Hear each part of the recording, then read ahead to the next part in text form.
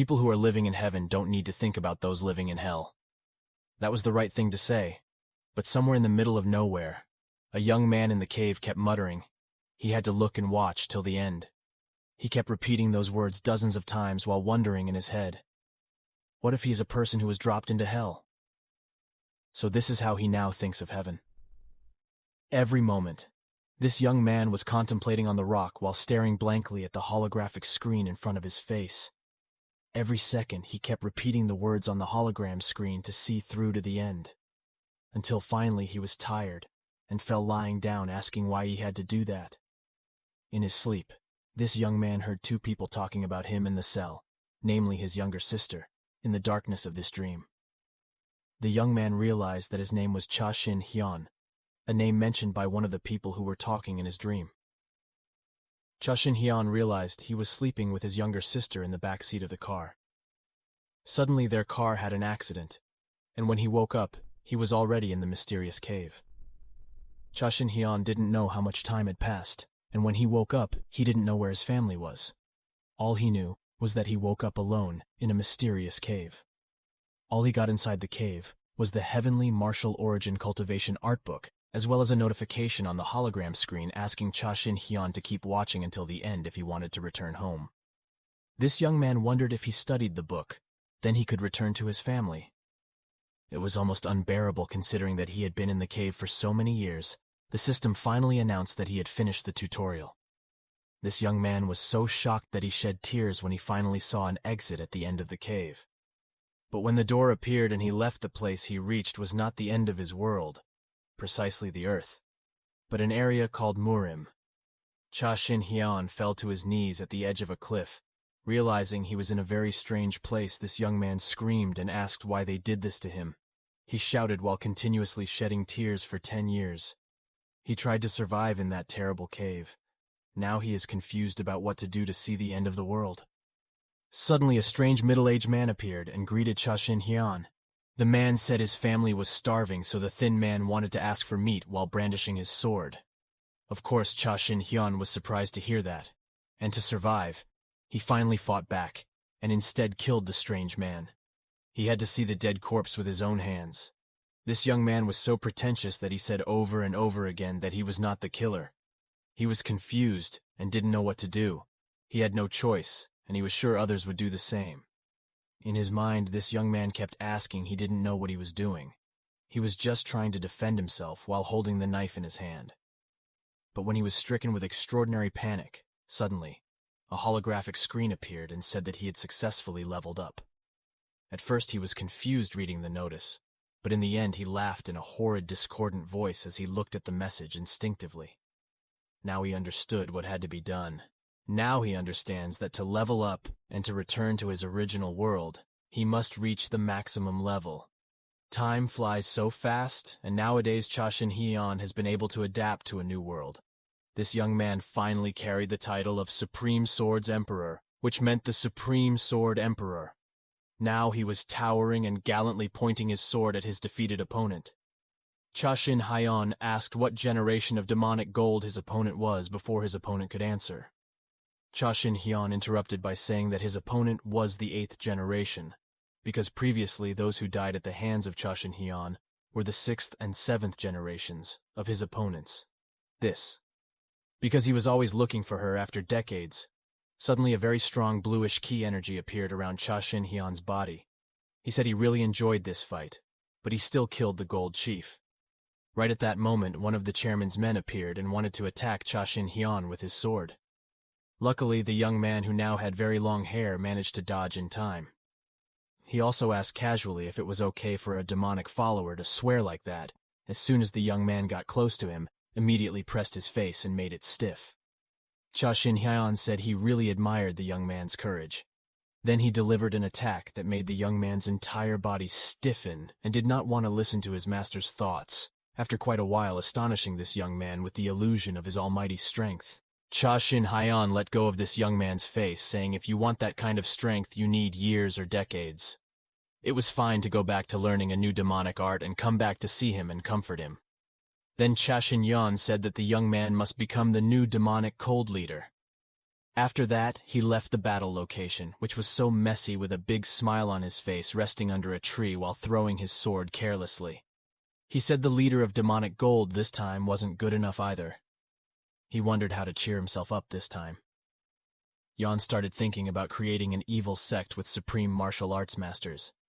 He felt that everything was getting boring now that Shin Hyeon sat daydreaming, staring at the bright full moon.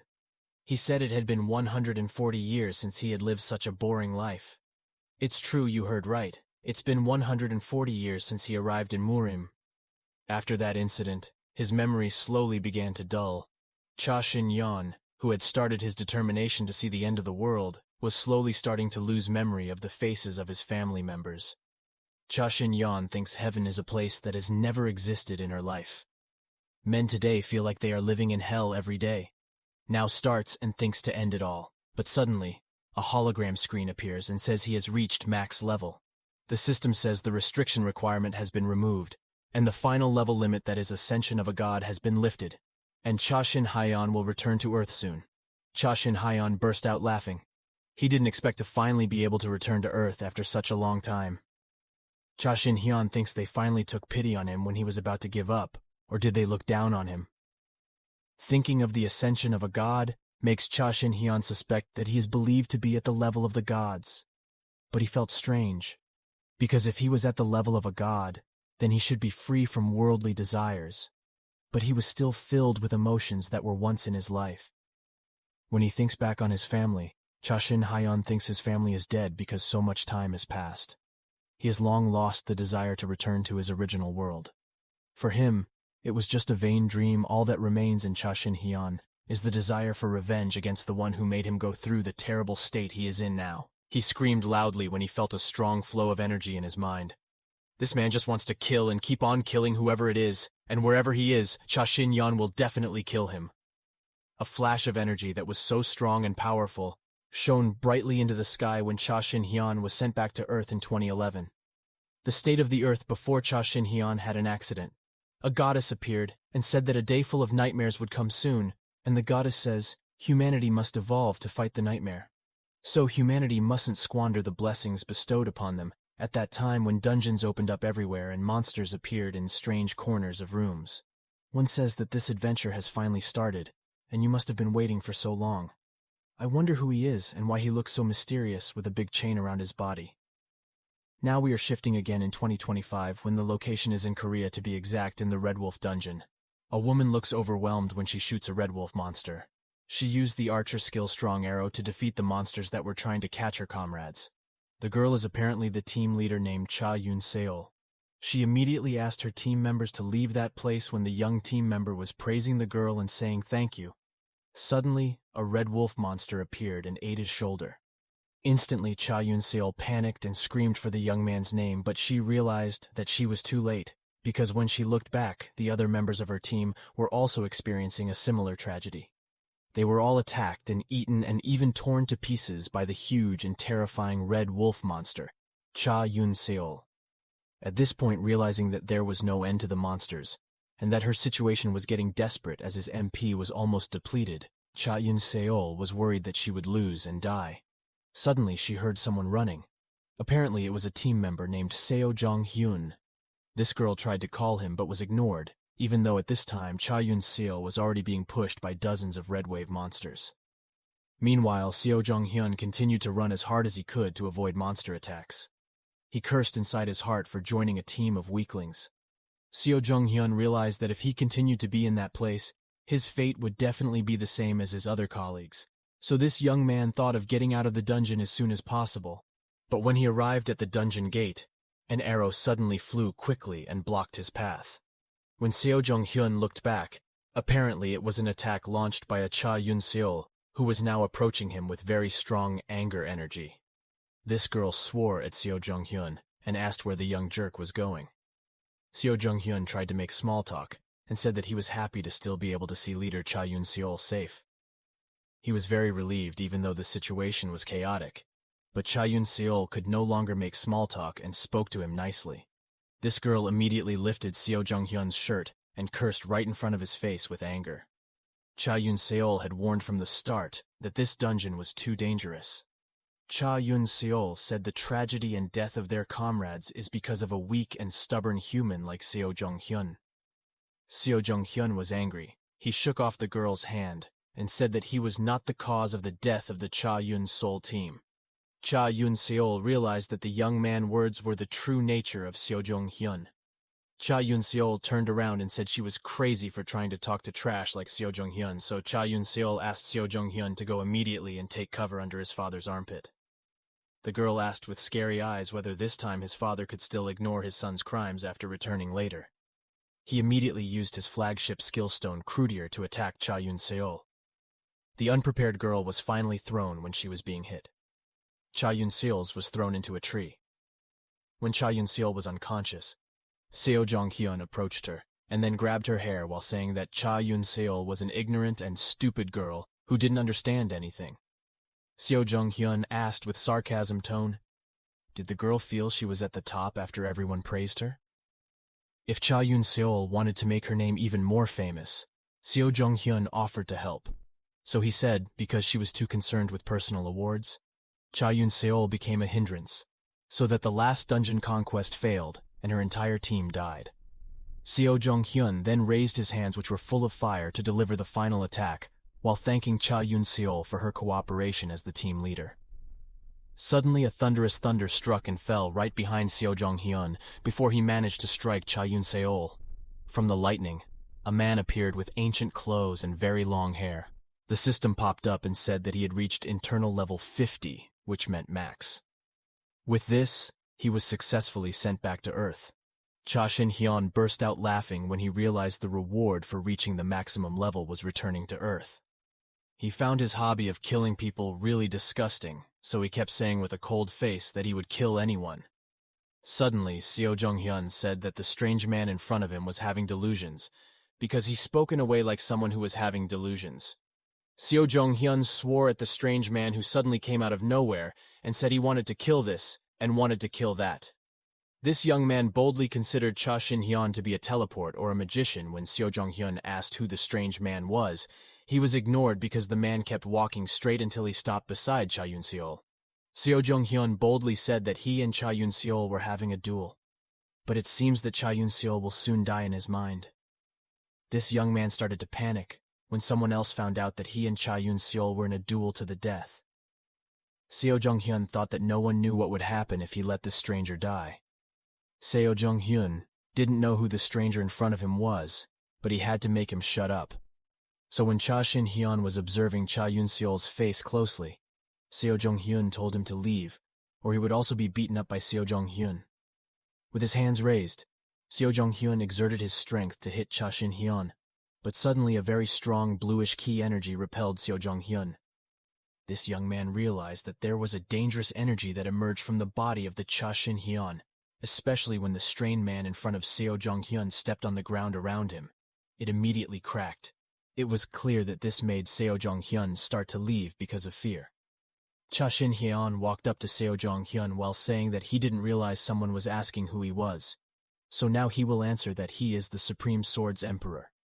Cha Shin Hyeon with scary eyes, this young man with long hair approached Seo Jong-hyun and touched his forehead, saying even though he had told his identity, it meant nothing to Seo Jong-hyun anymore, because now Seo Jong-hyun was immediately shot with very strong energy, so strong that energy emits an extremely bright light and destroys the area around it by tens of meters. After he had had enough, Cha Shin Hyeon stopped his attack and said that he was Cha Shin Hyeon, Cha Yun-seol's older brother, even though the victim could no longer hear because his head had been crushed.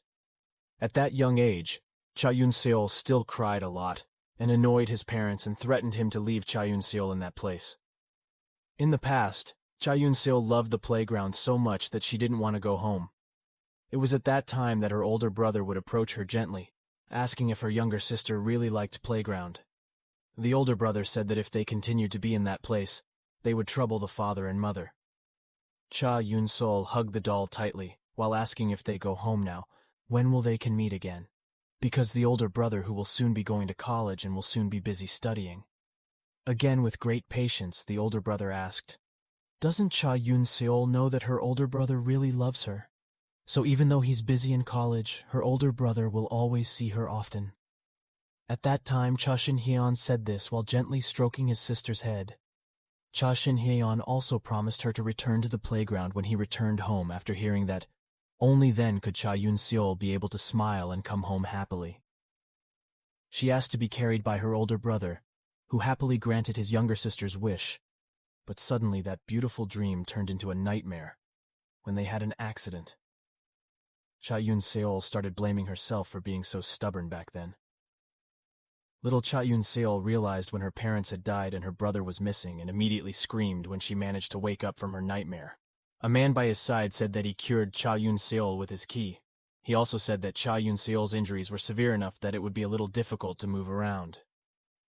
Seeing the strange young man, Cha Yun-seol asked who he was. Shin Hyeon knew that his sister would not recognize him because he was an adult. So Shin Hyeon said that he could no longer carry Cha Yun-seol. Not because he was heavy, but because Cha Yun-seol was now an adult. Cha Yun-seol was clearly shocked to hear that. Unknowingly, Cha Yun-seol's tears came out when she realized that in front of her was her older brother, Shin Hyeon. With an irritated and touched face, Cha Yun-seol asked where his older brother has gone all this time. Seeing his younger sister's condition, he immediately hugs her to calm her down, but suddenly Cha Yun-seol pushes his brother's body when she remembers Sung Jong-hyun. This girl asked where Seo Jong-hyun was. Shin Hyeon said that the person who was meant to attack Cha Yun-seol earlier had died without a head. Cha Yun-seol was clearly shocked to see that her brother who had just returned had killed someone, especially Seo Jong-hyun. When Shin Hyeon asked what was wrong with that, suddenly Cha Yun-seol grabbed his brother's arm and asked Shin Hyeon to run away. Now, finally, Cha Yun-seol invites her brother back to their old house. Inside the house, Shin Hyeon immediately ran to look around. She said it had been a long time since she left the house, but their old house had not changed much. When Shin Hyeon is busy, his younger brother looks gloomy and says that they are in big trouble because director Seo Kang-jin will definitely look for them. Shin Hyeon was surprised to hear the strange name. So Cha Yun-seol explained that director Seo Kang-jin was the director of the Dawn Guild and the father of Seo Jong-hyun. He used to be a member of a gang that was known for its sadism and cruelty. Apart from that, he is one of the best 11 in Korea. Cha Yun-seol said that they missed the time to report the situation due to fainting earlier, so Seo Kang-jin must have known that his son was dead. He would immediately suspect Cha Yun-seol because he was the only survivor.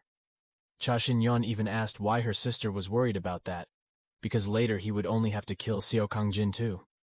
Shin Hyeon's confident smile when he said this made Cha Yun-seol exasperated and pinched his cheeks. Cha Yun-seol told her brother to speak more rationally. Cha Yun-seol explained that Seo Kang-jin was above level 50. He became the director because he was very strong, and secondly thought his brother's nickname was very bad, because now no one uses the name Supreme Swords Emperor. Cha Yun-seol also asked why her older brother was now speaking in a strange tone when Cha Yun-seol asked why her older brother was like this now. After returning after 14 years of missing, Cha Yun-seol kept screaming and complaining about many things, including the departure of her parents and the loss of her older brother. She wondered where his older brother had gone all this time, and why suddenly appeared. But suddenly Cha Yun-seol's criticism stopped when she saw her older brother were concentrating on staring at their large family photo.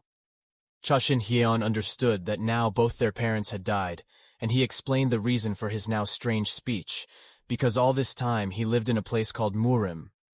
Why was he there?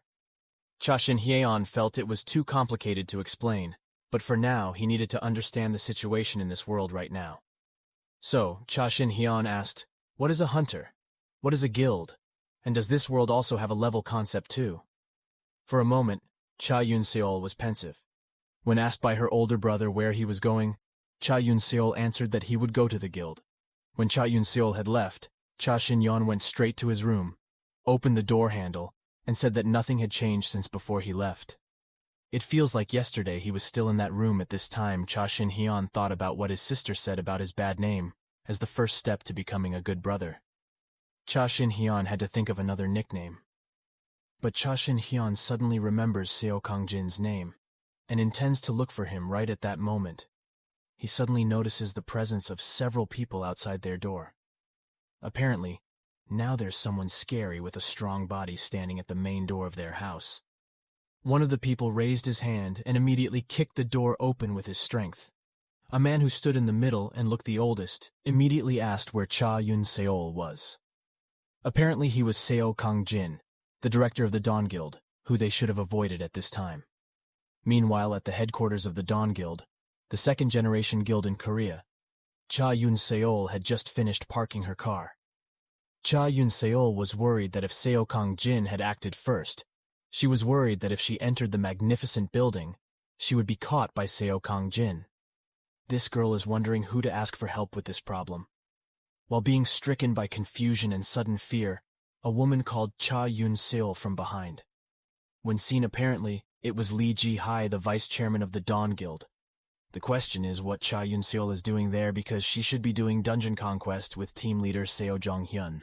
Lee saw the wound on Cha Yun-seol's left arm, then asked gently if something had happened instead of directly answering Cha Yun-seol instead, wondering if Lee was one of the best hunters in Korea. This very loyal and fair and unpredictable character can be trusted, but this is the only choice Cha Yun-seol has now, so by making up her mind. Cha Yun-seol started explaining everything to Lee Ji-hae. Meanwhile at home, Shin Hyeon scolds Seo Kang-jin for not knocking on the door during a visit to the other person's house.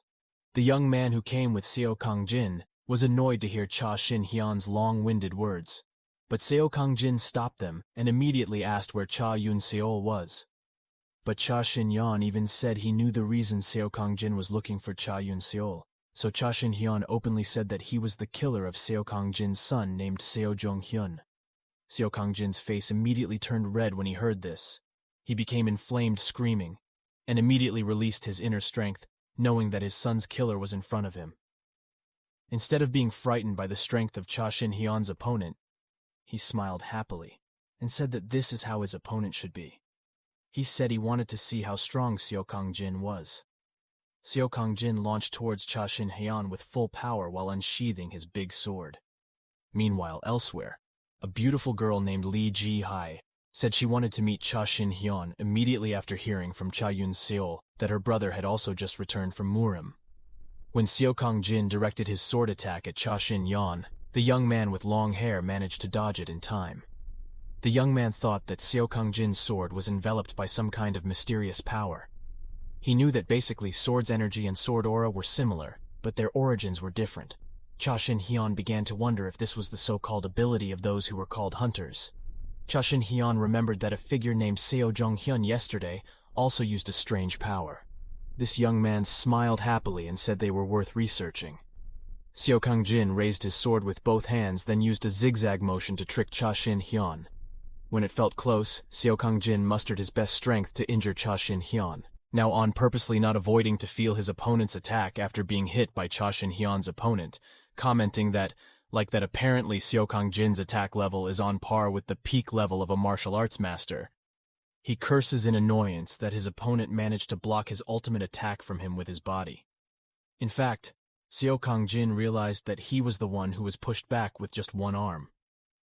Shin Hyeon, the young man with the Cha surname, asked with a terrible smile, "Is it true that basically there are 10,000 people in Korea at the same level as Seo Kang-jin?" Came with Seo Kang-jin to attack Shin Hyeon. When he saw the leader getting pushed away, but they both managed to get rid of easily by Shin Hyeon. Suddenly, a third young man appeared and attacked Shin Hyeon with a fireball that was quite big and strong. The other youth and Seo Kang-jin, who were standing in the corner of the room, thought everything was over with the attack, and Shin Hyeon had already lost. A young man with a sword wanted to immediately end the fight by stabbing Shin Hyeon. But suddenly, Shin Hyeon appeared right in front of his face, while asking them to attack slowly and one by one. Then with one squeeze, the young man's sword shattered in the hands of Shin Hyeon. He said that his opponent's attack this time exceeded his expectations. The short-haired man was shocked to see his sword destroyed, especially when Shin Hyeon released his inner strength, which formed a terrible bluish flame. It was clear he was panicking, but suddenly the fire went out, and Shin Hyeon cleaned his shoulder calmly. This young man's body without even the slightest scratch, even though he had been burned by Virgil from Shin Hyeon's opponent, remembering his sister's words. Even he had only disappeared for 14 years when he saw the three youths before him had reached the pinnacle of martial masters. a level where you must not only accumulate 1,000 years of experience and techniques, but also have to be born with extraordinary talent. It's shocking to see that humanity in this era can catch up to Murim in just 14 years. Moreover, there are very few people who can reach the pinnacle level of martial arts masters in this world, like that Seo Kang-jin. Yeon was really speechless about that fact, though they still haven't reached the top rank of martial arts master. Based on what Shin Hyeon heard, the ranking of Jianghu doesn't include him. That's why he reached the top and wants to set the ranking again, until finally Shin Hyeon really got to the top by being the only victor after fighting all the martial arts masters. Meanwhile, in the car that drove through the evening streets, Cha Yun-seol was surprised because suddenly the deputy guild leader wanted to meet her older brother. Normally, Cha Yun-seol obviously wouldn't hide anything from Cunning because she came to ask for help from Lee Ji-hye. But Cha Yun-seol was still unsure whether she was a friend or foe, but Cha Yun-seol remembered what she said earlier, that she would help to the end about the incident about Seo Jung-hyun and director Seo Gang-ji, as long as Cha Yun-seol wants to meet her older brother, Cha Shin Hyeon. And obviously Cha Yun-seol could not refuse the offer. Even so, Cha Yun-seol wondered what Lee Ji-hye was thinking, who was still busy pensive. Suddenly Lee Ji-hye asked if it was true that Cha Shin Hyeon had suddenly disappeared a few years ago. Cha Yun-seol replied that her brother disappeared in 2011, so it's been 14 years now since then. Immediately Lee Ji-hye was surprised to hear Cha Yun-seol's explanation. The short-haired girl knew that Cha Shin Hyeon had been trapped in Murim 140 years. Inside her head, Lee Ji-hye could not even guess how strong Cha Shin Hyeon was. Lee then changed the subject by asking what Cha Shin Hyeon was like to Cha Yun-seol. She replied that her brother was a friendly and kind person, and above all else, Cha Yun-seol knows that her older brother really likes studying, and that her brother even managed to get into university without having to pay. From this, Lee knew that this was a very genius figure. Cha Yun-seol agreed with Lee Ji-hye's assumption that her older brother was a genius, but according to Cha Yun-seol, what is more important is her brother, who is persistent and really tough. Once starting something, he must see until the end. Moving into the house, Cha Shin Hyeon even challenged the person who had managed to hit him with Virgol, because he had never felt the sensation of an attack like that before. While talking, the young man with the sword came back to attack Cha Shin Hyeon, but was stopped only with a light fist without looking back with a cold face. Cha Shin Hyeon said he was not interested in the sword man because he panicked. The man with the Virgol just now took out Block's small ice with her magic circle. Of course, Cha Shin Hyeon was not surprised to see this simple ice attack, because he had experienced many tricks. That kind of ice in the Ice Palace now instead turned around to give an ice dragon-shaped attack that instantly froze its opponent. With a terrible smile, Cha Shin Hyeon said that the ice attack was supposed to be like that, seeing his two friends fall so easily. The young man with a shield immediately ran helter-skelter saying he wanted to live, but just as he wanted to go to the entrance, he felt a large invisible barrier blocking him. Heading for the exit before he spoke more, Justin Yeon had already shot him with one strike. Seo Kang-jin started to get annoyed because the last person who was supposed to stand as a shield instead ran away and eventually died. Cha Shin Hyeon even said that gangsters apparently didn't really care about loyalty. At this point, Seo Kang-jin realized that his opponent was very strong because he could use ice barrier magic and death shot magic with one finger. Seo Kang-jin even suspects that Cha Shin Hyeon is someone who is under a mysterious wizard system. But when he thinks about it, Gang-jin is sure that a wizard can't possibly withstand his attacks. Seo Kang-jin just realized that the house was not damaged even though they had fought so fiercely. Seo Kang-jin accused Cha Shin Hyeon of using some trick because he knew Seo Kang-jin and his group would come so prepared everything. Cha Shin Hyeon calmly explained that he used his sword to cover the area because it had been a long time since Cha Shin Hyeon returned to the house. Of course, he didn't want to let the gangsters dirty the floor of his house. Since someone like Seo Kang-jin would find it difficult to understand what he meant, then Cha Shin Hyeon would keep it simple. Those who from the start entered his territory obviously would not be allowed to dirty him. Seo Kang-jin was irritated by such long-winded explanations and sounded belittled, so this old man was determined not to lose even alone. He exerted all his strength until he entered Berserker skill mode. With that mode, he went berserk and screamed as hard as he could. All his inner strength was used until his whole body radiated terrible red light. Cha Shin Hyeon knew that the man in front of him was like a monster and increased his strength too fast. Cha Shin Hyeon suspected that his opponent intended to die with him. Then Seo Kang-jin attacked him with all his might. Even his attacks were so fast and very agile. Shin Hyeon suspected that this opponent was out of his mind with a hot temper, just like one of the martial artists, because this fight was really fun for Shin Hyeon, so he would show his respect to Seo Kang-jin. Shin Hyeon took the broken sword earlier and killed Seo Kang-jin with just one slash after his opponent fell. Kang-jin must be proud because he received an attack from the Supreme Sword's Emperor. A few moments later, Cha Yun-seol arrived home with Lee Ji-hae. Of course, Cha Yun-seol invited her guest to enter in a friendly and polite manner. When she was surprised to find the door of her house open, apparently she was made even more surprised when she saw her brother mopping up the blood on the floor. His sister immediately exploded and asked her brother what happened. Shin Hyeon tried to ask his sister not to be surprised at his housewarming party. How could Cha Yun-seol not be surprised and even more annoyed when her brother said that? While squeezing the cloth covered in blood, Cha Yun-seol exploded and screamed angrily again when asking why her housewarming party was filled with blood. Cha Yun-seol asked with all her might why her brother kept causing trouble since returning. Seeing his sister's anger expressing her sister's angry expression was really good, so if she went to Murim, it would definitely be the most powerful person there. Suddenly, Shin Hyeon realized the existence of Lee Ji-hae, who was still standing silently behind Cha Yun-seol. He felt that the energy of her eternal art was able to resonate with his Heaven 5 trial origin cultivation arts, and that she could even use voice transmission via telepathy. So he asked who this Lee Ji-hae really was. From within her mind, Lee Ji-hae said that not only Shin Hyeon had left that place. Suddenly, one sunny day, he woke up with a surprised attitude as if he remembered something and immediately ran out of the room in a hurry. Cha Yun-seol immediately called his older brother's name with a worried face. Suddenly, a soft voice answered whether Cha Yun-seol had really woken up.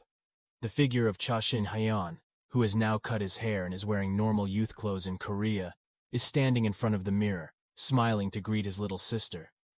He asks if Cha Yun-seol is worried that he will disappear again.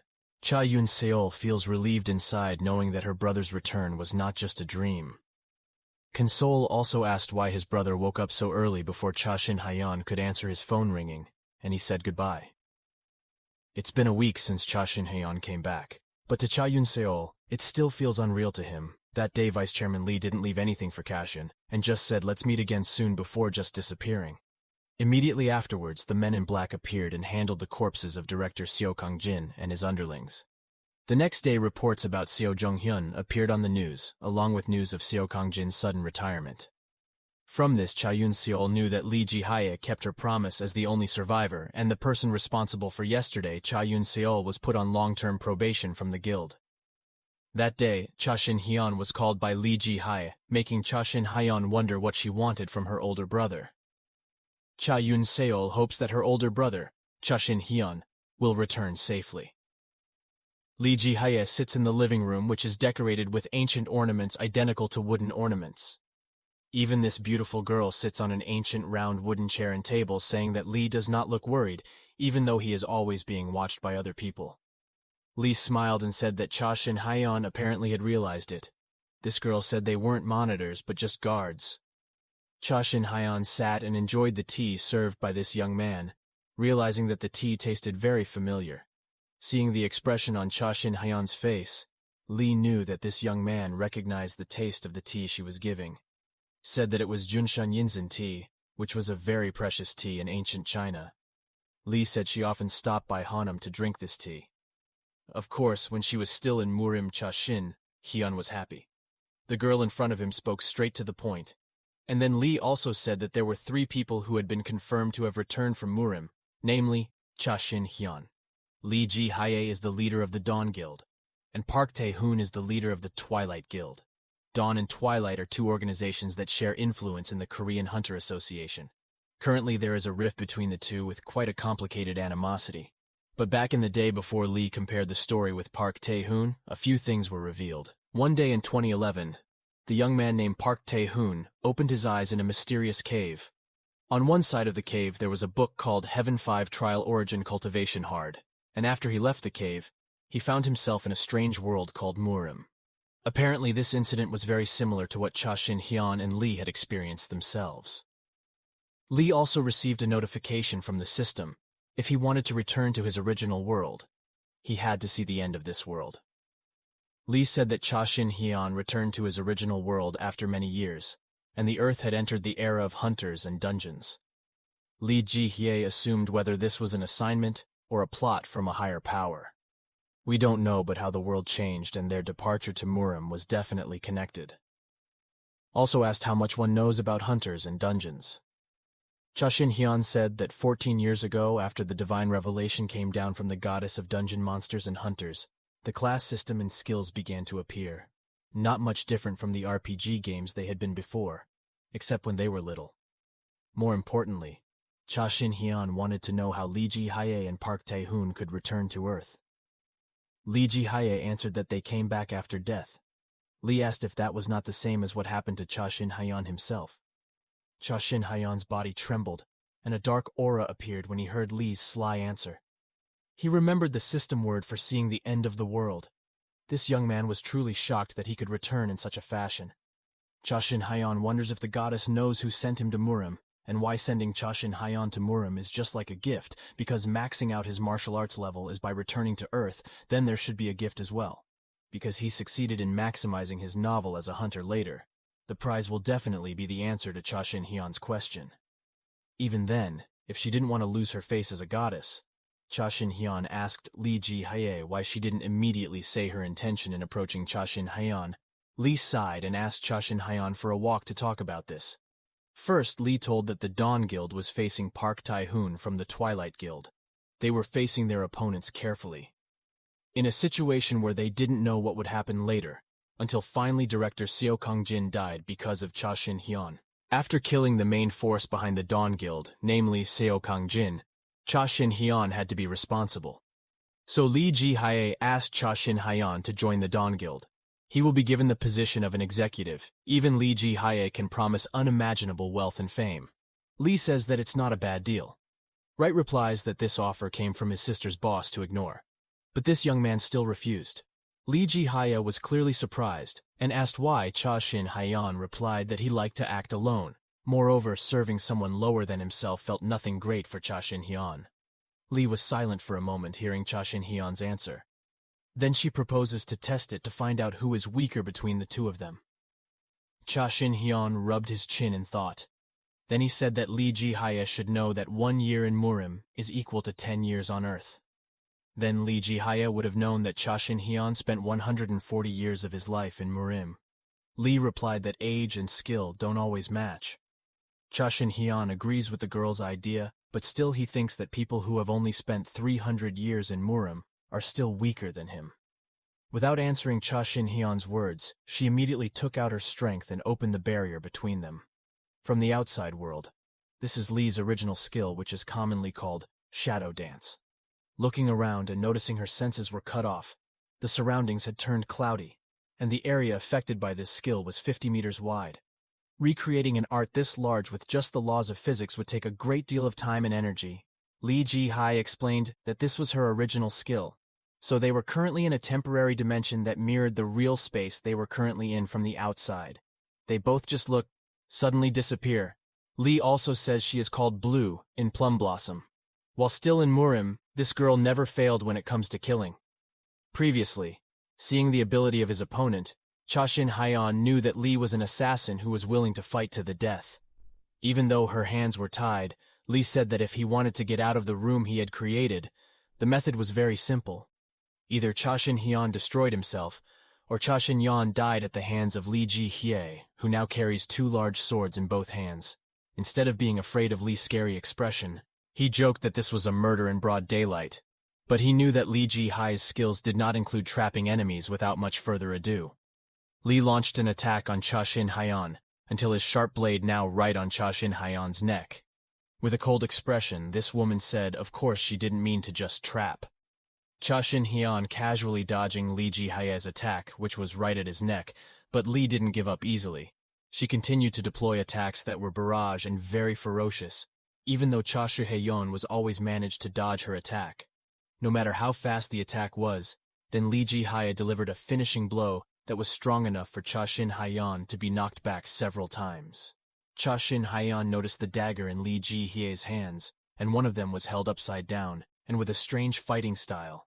This young man immediately recognized that it was the world's greatest assassin martial art, Murim, the Moonlight Blood Road. Lee was impressed that his opponent immediately knew the name of her attack with just one look. Shin Hyeon smiled and said he had fought someone who used that skill before, but due to his lack of experience at the time, he was accidentally able to kill his opponent in an instant. Lee explained that she had not finished talking. This young man said he would allow 3 styles to fight him if Lee Ji-hae managed to beat Shin Hyeon with one of his 3 styles. Then Shin Hyeon was willing to join the kill down. Then Shin Hyeon thought the attack just now was his first. After hearing Shin Hyeon's instructions with a cold face, Lee Ji-hae said that Shin Hyeon should do as she pleases. Surprised at Lee's ability, even though she was in Lee's domain, still saw that the girl could escape his senses, as if the girl was moving by vaporizing. So Shin Hyeon wonders if this is also part of the skill itself. Lee Ji-hae creates several energy patterns right above Shin Hyeon's head. Instead of panicking realizing the attack looked dangerous, Shin Hyeon chuckled instead. Then he crouched down to prepare to jump or dodge the sneaky attacks that turned like missiles that chased him, using his own strength to parry Lee's swift attacks. After all the attacks were successfully parried, Shin Hyeon landed slowly on the ground, saying that that one was quite impressive. Suddenly, he had come again with a shadow dagger in his hand that was blazing with destructive energy. Fortunately, again, he managed to fend off the attack with his strength. Smiling, the young man said that earlier was the second attack.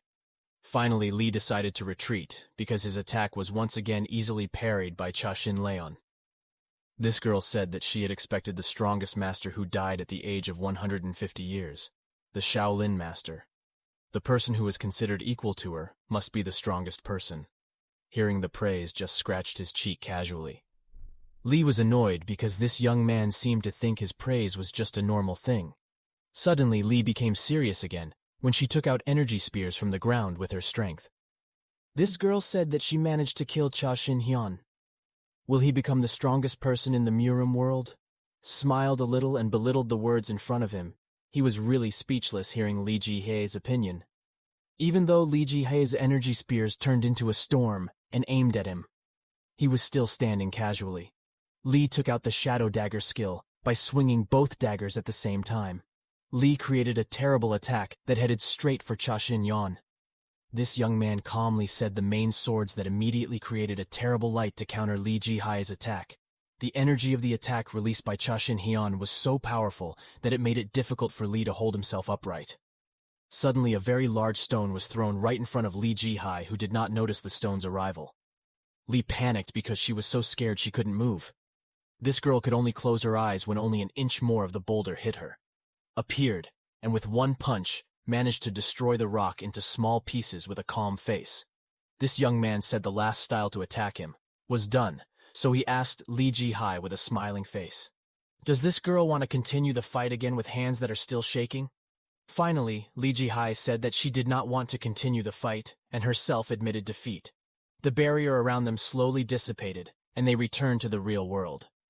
Lee Ji-hae said she would not ask for another fight with Shin Hyeon instead. Lee Ji-hae asked to be told one thing.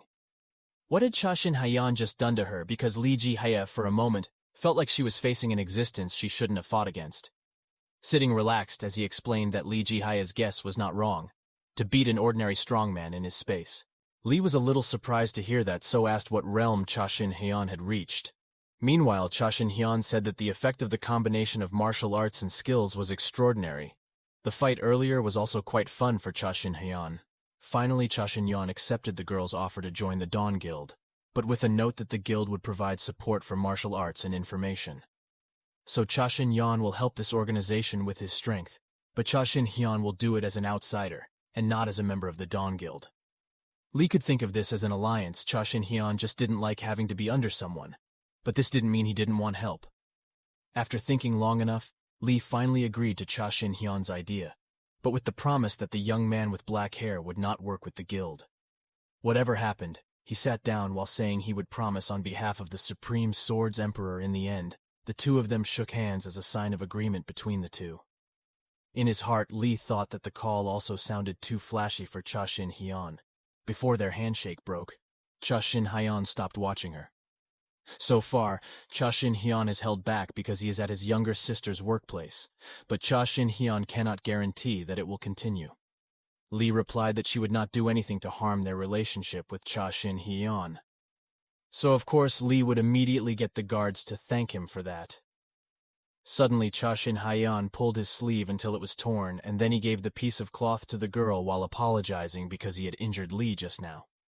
Lee was clearly surprised to see Cha Shin Hyeon's gentle attitude, so that without realizing it, Lee accepted the cloth, and Cha Shin Hyeon immediately apologized for making fun of Lee Ji-hye about her 3 skills. Actually, Cha Shin Hyeon just wanted to confirm the true skill of a Master Supreme, and someone who was also a hunter. She looked a little awkward when she said this. Lee replied that she understood what Cha Shin Hyeon meant, but she was fine. Instead, he was happy because he was able to fight at full power to bring out his long-buried killing intent. Cha Shin Hyeon now understands why Lee Ji-hye only targets the dots of many other martial arts. Lee Ji-hye instead answered Cha Shin Hyeon's question by asking another question about whether the young man had ever thought about wanting to, if he really wanted to kill someone. Cha Shin Hyeon was silent, to be honest. That desire was still in his heart. He even well remembered the sensation when the system asked so easily. Does Cha Shin Hyeon want to return to his world? If yes, then see the end of this world. Words that always annoyed him every time he remembered that. Cha Shin Hyeon clearly knew what Lee meant because he always thought of that, namely the desire to kill the person behind the system. Finally, Lee Ji-hye got back into her luxury car, which was parked at the edge of the park. The driver asked if the deputy guilt was okay, considering that he had just used the shadow dance skill. With a small smile, Lee Ji-hye replied that she couldn't even scratch Cha Shin Hyeon with that skill. As he expected, Cha Shin Hyeon had exceeded his expectations. Lee Ji-hye even ran out of stamina, and his softness even realized that during the match, he had not attacked him back. This tough girl doesn't even realize what Cha Shin Hyeon is doing to block her attacks. As soon as he entered the house, he was immediately hugged by his sister. This young man was clearly shocked and asked why his sister was behaving like that. Cha Yun-seol asked her brother to be quiet because she wanted to talk with an innocent face. Cha Yun-seol asked her brother not to go anywhere else. From now on, he even asked his older brother not to do anything dangerous and to stay at home. Cha Yun-seol is really scared if her brother disappears again. Cha Shin Hyeon immediately stroked his sister's hair, gently hearing her sister's request. Cha Shin Hyeon said he really understands his sister's feelings, but he will become a hunter. Instantly, Cha Yun-seol's face became even more hideous when she asked if her brother wanted to die. As soon as the two of them sat facing each other in the living room, Cha Shin Hyeon took out the mystery box that he got from Lee Ji-hye. From Lee, this young man knew he would get Windows status of a hunter after possessing the mystic box, so Cha Shin Hyeon immediately held the mystic box with a sense of calm. The colorful box shone so brightly before slowly dimming and melting in Cha Shin Hyeon's hands. Of course, Cha Shin Hyeon was annoyed to see the box missing and empty. He asked his sister if maybe Lee was a fraud. Cha Yun-seol sighed in annoyance before finally explaining to Cha Shin Hyeon that boxwork was like that. Now Cha Shin Hyeon only needs to say the status. Windows immediately followed his sister's interruption. Then quickly 2 hologram screens appeared and showed the status. The yellow screen was the Murim status window. No one could see the yellow hologram screen apart from him, while on the other side were the status windows for Hunter. Cha Yun-seol got close behind her sister to see what status window she got when she saw her sister's status window was class. Immediately his face was not that of a hunter. He also tried to comfort his older brother, so that he would not drown in sadness for too long. Seeing Kak-sol's attitude, it was clear that the casino was surprised and asked what was wrong. Cha Yun-seol explained that hunters are divided into 6 classes: warriors, shielders, wizards, clerics, archers, and assassins. If Cha Shin Hyeon enters a higher range, of course there will be more divisions, but those 6 are the basic hunter classes. An example is Yun-seol herself. Her basic hunter class is archer, but her high rank class is sniper. The average person starts with a base class, so they can neither reject nor change it. But Cha Shin Hyeon's class is a class, which means it has no class at all, and the system detects Cha Shin Hyeon is a normal human. Cha Yun-seol said that people who have flashless status can indeed become hunters, but their skills can only increase from a ski. Unlike the general hunter class, who can level up just by getting points as a reference. The cheapest skills were hand-to-hand techniques, which were priced at 20 million won, and sword techniques at 25 million won.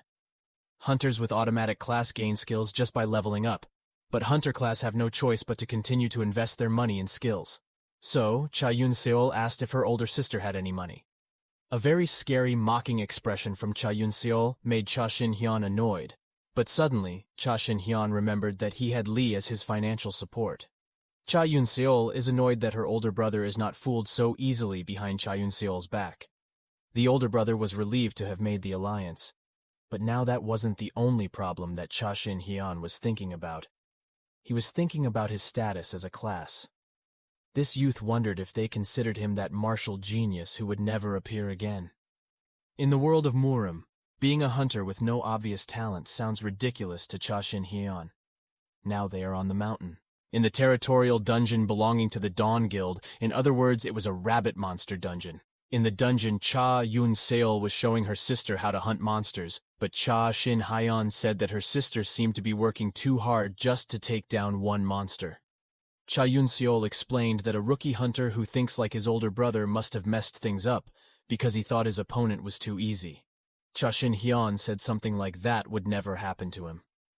This young man picked up the red crystal that had appeared after the rabbit monster disappeared, knowing it was the Monstone that Yun-seol said could make them money.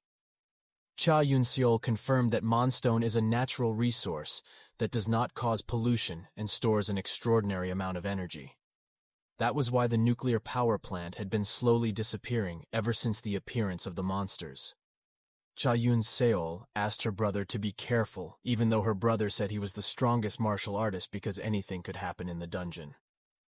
Just as Cha Yun-seol finished talking, his older brother immediately shot down 3 rabbit monsters at once with one finger. As soon as Cha Shin Hyeon said that if he used martial arts knowledge to defeat monsters, then he would not get a Hunter's Express, so he called up his status windows to view information about himself again. Cha Shin Hyeon started to think about asking Lee to give him a different skill, but suddenly Cha Yun-seol said loudly, saying that his older brother was shameless, because wanting skills for free without doing dungeon tutorials really didn't care about his sister. He kept reading skill status and mastery. His skills are all minus. She warned her brother that no matter what contract she made with Lee Ji-hae, she was still not just any woman. Cha Yun-seol is worried that Lee Ji-hae will take everything from her brother. Cha Shin Hyeon was silent. His eyes turned very dark when Cha Yun-seol asked what was going on with his brother. Suddenly his hand was pulled by Cha Shin Hyeon to go to a better hunting ground. A few moments later the two of them stood on top of a cliff beneath which there were tens, maybe hundreds of rabbit monsters. Cha Yun-seol was very, very shocked to see that many monsters. He wondered how many monsters were in that place. Cha Shin Hyeon answered confidently that the number of monsters they saw at this time was 330,000. He could be sure since he had already inspected this location with his senses. Cha Yun-seol thought this amount was too much for a beginner like his brother, but Chestin Yeon instead asked him not to worry before he finally jumped while waving at Cha Yun-seol. As he fell down, Cha Shin Hyeon instead smiled a little while looking at his younger brother's face. He thought someone like him couldn't possibly get such a disgraceful status like a class, so he wouldn't spare someone who had given minus days of swordsmanship to someone who had reached the pinnacle of martial arts. Swordsmanship, Cha Shin Hyeon said as he landed. That jokes also have to have a limit. When this young man landed, the ground around him immediately cracked, as if what had just fallen was something that weighed hundreds of kilograms. Cha Yun-seol was still nagging at her sister, even though she was able to land safely, and told her sister to get rid of her anger. While thinking about how to cook the rabbits, while the rabbits' faces turned red with anger, suddenly a system window popped up and asked him to slash along the lines. But obviously not going to listen to the notification, he instead slashed directly at the hologram screen, saying the system was so noisy. Instantly, hundreds of rabbit monsters in that place charged at Cha Shin Hyeon. Cha Shin Hyeon shrewdly swings a sword, slashing his opponent without hesitation while fighting. This young man smiles and says, "Who are you teaching to that annoying system?" A moment later said, "Didn't they say the skill hunter appeared 14 years ago? You're 100 years quicker to teach me." That's what Cha Shin Hyeon arrogantly said. When he finally finished exterminating all the rabbit monsters until all that was left were monsters, Cha Shin Hyeon was annoyed again because the hologram screen kept appearing congratulating him. After he managed to defeat the rabbit monster, he wondered why there were so many notifications like this. Apparently the hologram told Shin Hyeon that he had upgraded his swordsmanship skills to rank A+. Shin Hyeon was quite happy to read the notice, but he kept pressing on the hologram screen because he wanted to resize it, which was too small. When Cha Yun-seol finally got off the cliff, she asked her sister what she was doing. He didn't know because his English skills weren't that great. He only knew his swordsmanship had increased now. Cha Yun-seol understood what was wrong with her sister's Windows screen. It was only natural that the hologram screen had to appear and give a notification because her brother had attained a plus-level skill in just a very short amount of time. When he saw something, Shin Hyeon asked his sister if it was true that he could get XP when fighting monsters using passive skills that didn't spend MP. Cha Yun-seol confirmed this and asked why Shin Hyeon instead answered nothing while smiling mysteriously at the holographic screen in front of him. He realized his origin skills could be freely used, so he wanted to make things easier in the future. Shin Hyeon took a swing by clenching his fists and punching the free air in front of him until dust flew because of the force of the punch that was delivered. Now Shin Hyeon knows that he can use his martial skills and can still earn XP.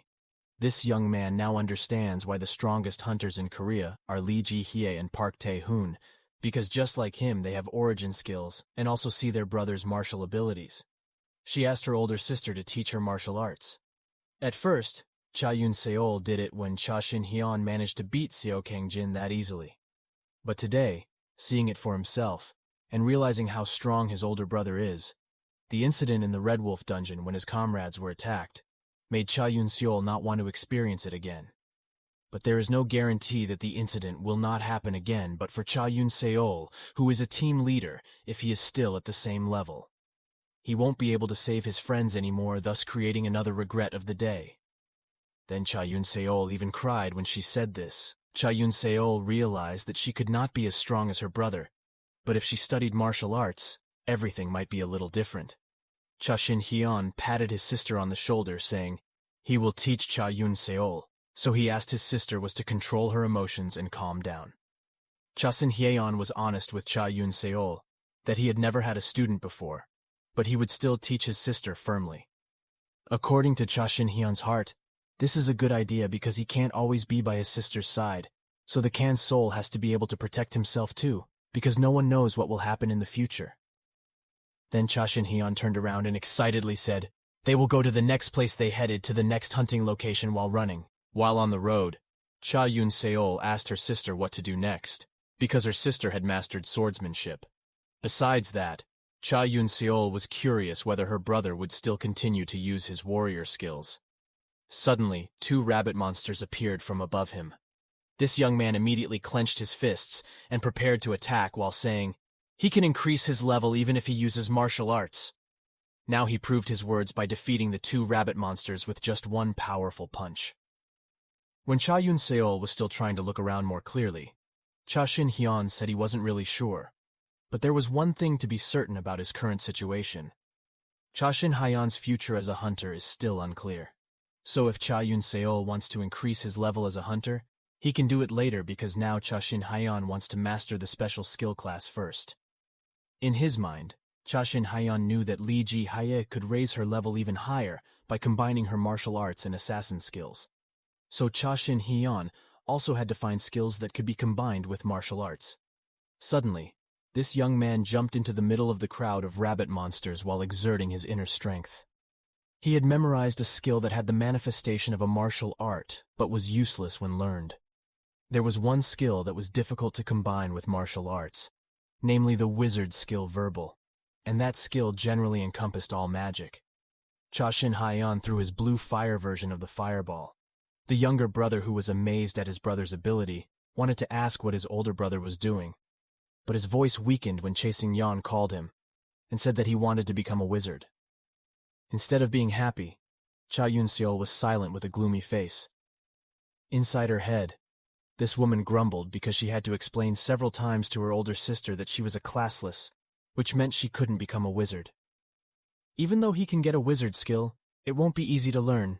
In the end, Cha Yun-seol can only stay silent and be annoyed at the behavior of her sister who doesn't want to listen to her. Now Cashin is staring at the 2 holographic screens in front of him, Thinking after studying the Hunter system, he believes there is a big difference between the Hunter system Windows status and the Windows system status. Murim's status window only displays one condition.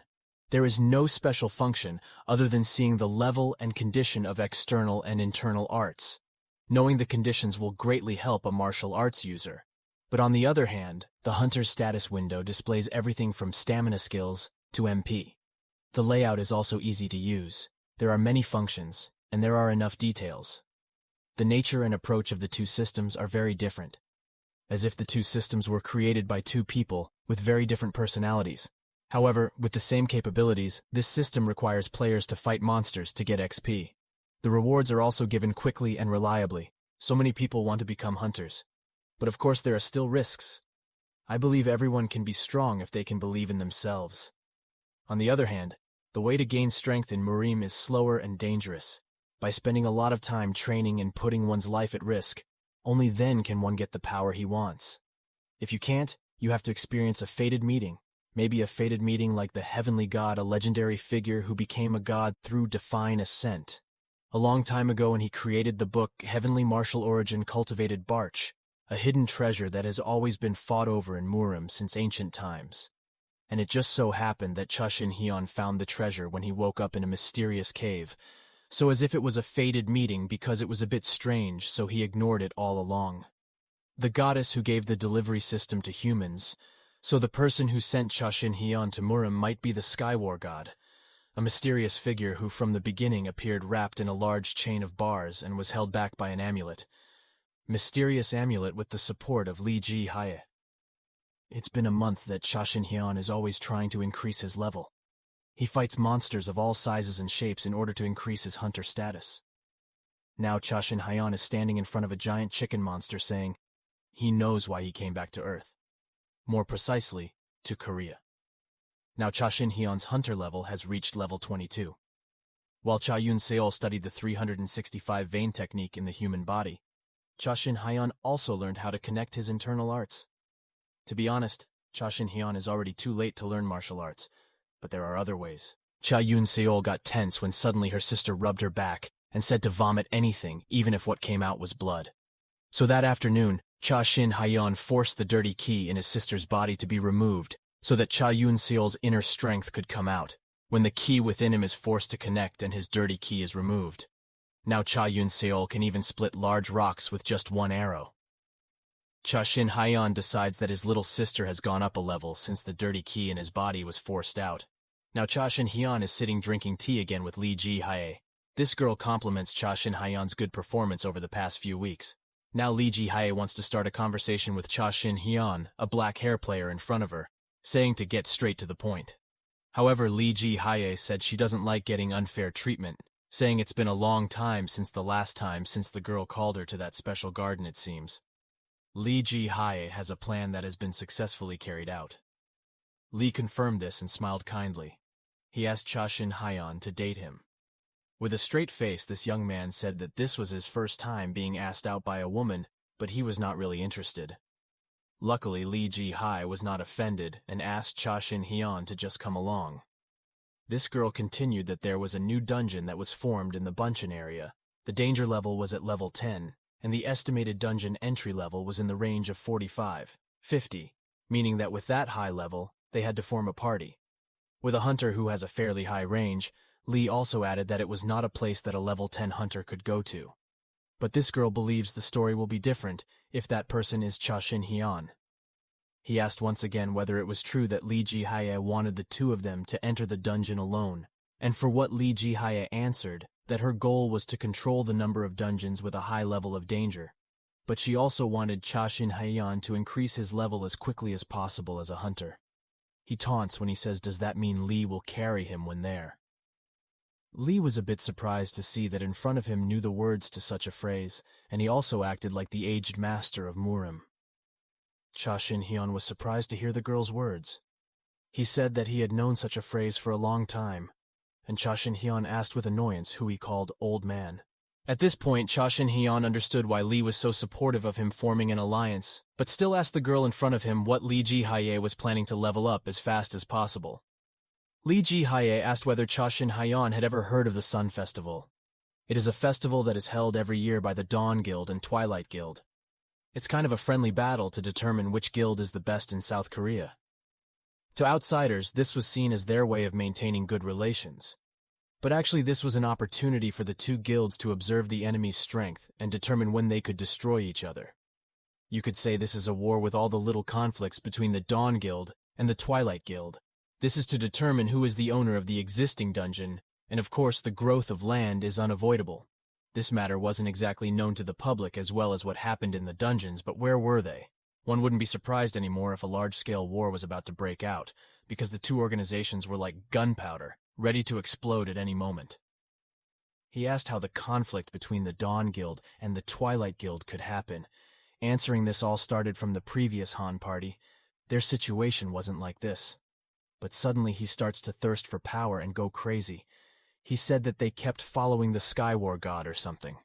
Before Lee Ji-hai had finished speaking, suddenly Shin Hyeon stood up and asked in a high tone if the Sky War god was here, and what was his relationship with Park Tae-hoon.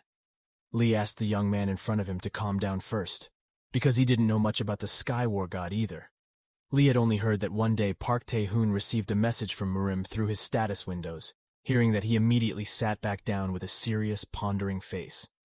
Lee continues that he can't tell if it's true or not because they can't see other people's status windows from Murim. Even though Mr. Tae-hoon received a special order from the Sky War god, he couldn't understand why the young man treated the Dawn Guild and himself like this when before their relationship was very good. In the past, when they were students, even friends who understood each other, Lee looked down sadly with a sad face when he recalled their memories in Murim. Then a second later, Lee begged Shin Hyeon to come here. Came the festival as an alliance from the Dawn Guild. While walking to the car, Lee again explained that currently the Twilight Guild has greater power and influence because they are very aggressive in taking over dungeons and always justify when power is unequal. This was seen at the festival, so the Dawn Guild could have ended. That was Lee Ji-hai's opinion, when the two of them were already sitting in the passenger seat of the car, in the back of the girl, adding that at this time, they had lost a director. Seo Kang-jin, as their only major strength at a critical time like this. Shin Hyeon's conscience pricked at the harsh insinuation because he was the cause of death of director Seo Kang-ji. He already understood the situation that Lee Ji-hae had to face at the moment, but he still didn't know what was Lee Ji-hai's reason for wanting to level up immediately. Shin Hyeon as a hunter. Then Lee Ji-hae answered that during the festival there would be many media who were invited to cover and broadcast the festival, so Lee Ji-hae pointed at Shin Hyeon's face saying, "Don't let this young man show his martial arts to the whole world, because no one will believe it because there is also no solid proof that he is from Murim. Besides that it will make hunters around the world angry to see Shin Hyeon's behavior." This girl really believes Shin Hyeon underestimates the National Hunter Association and thinks defeating them is easy. Shin Hyeon did not deny this allegation. Lee Ji-hae made it clear that Shin Hyeon had to come to the Sun Festival with his hunter skills having increased.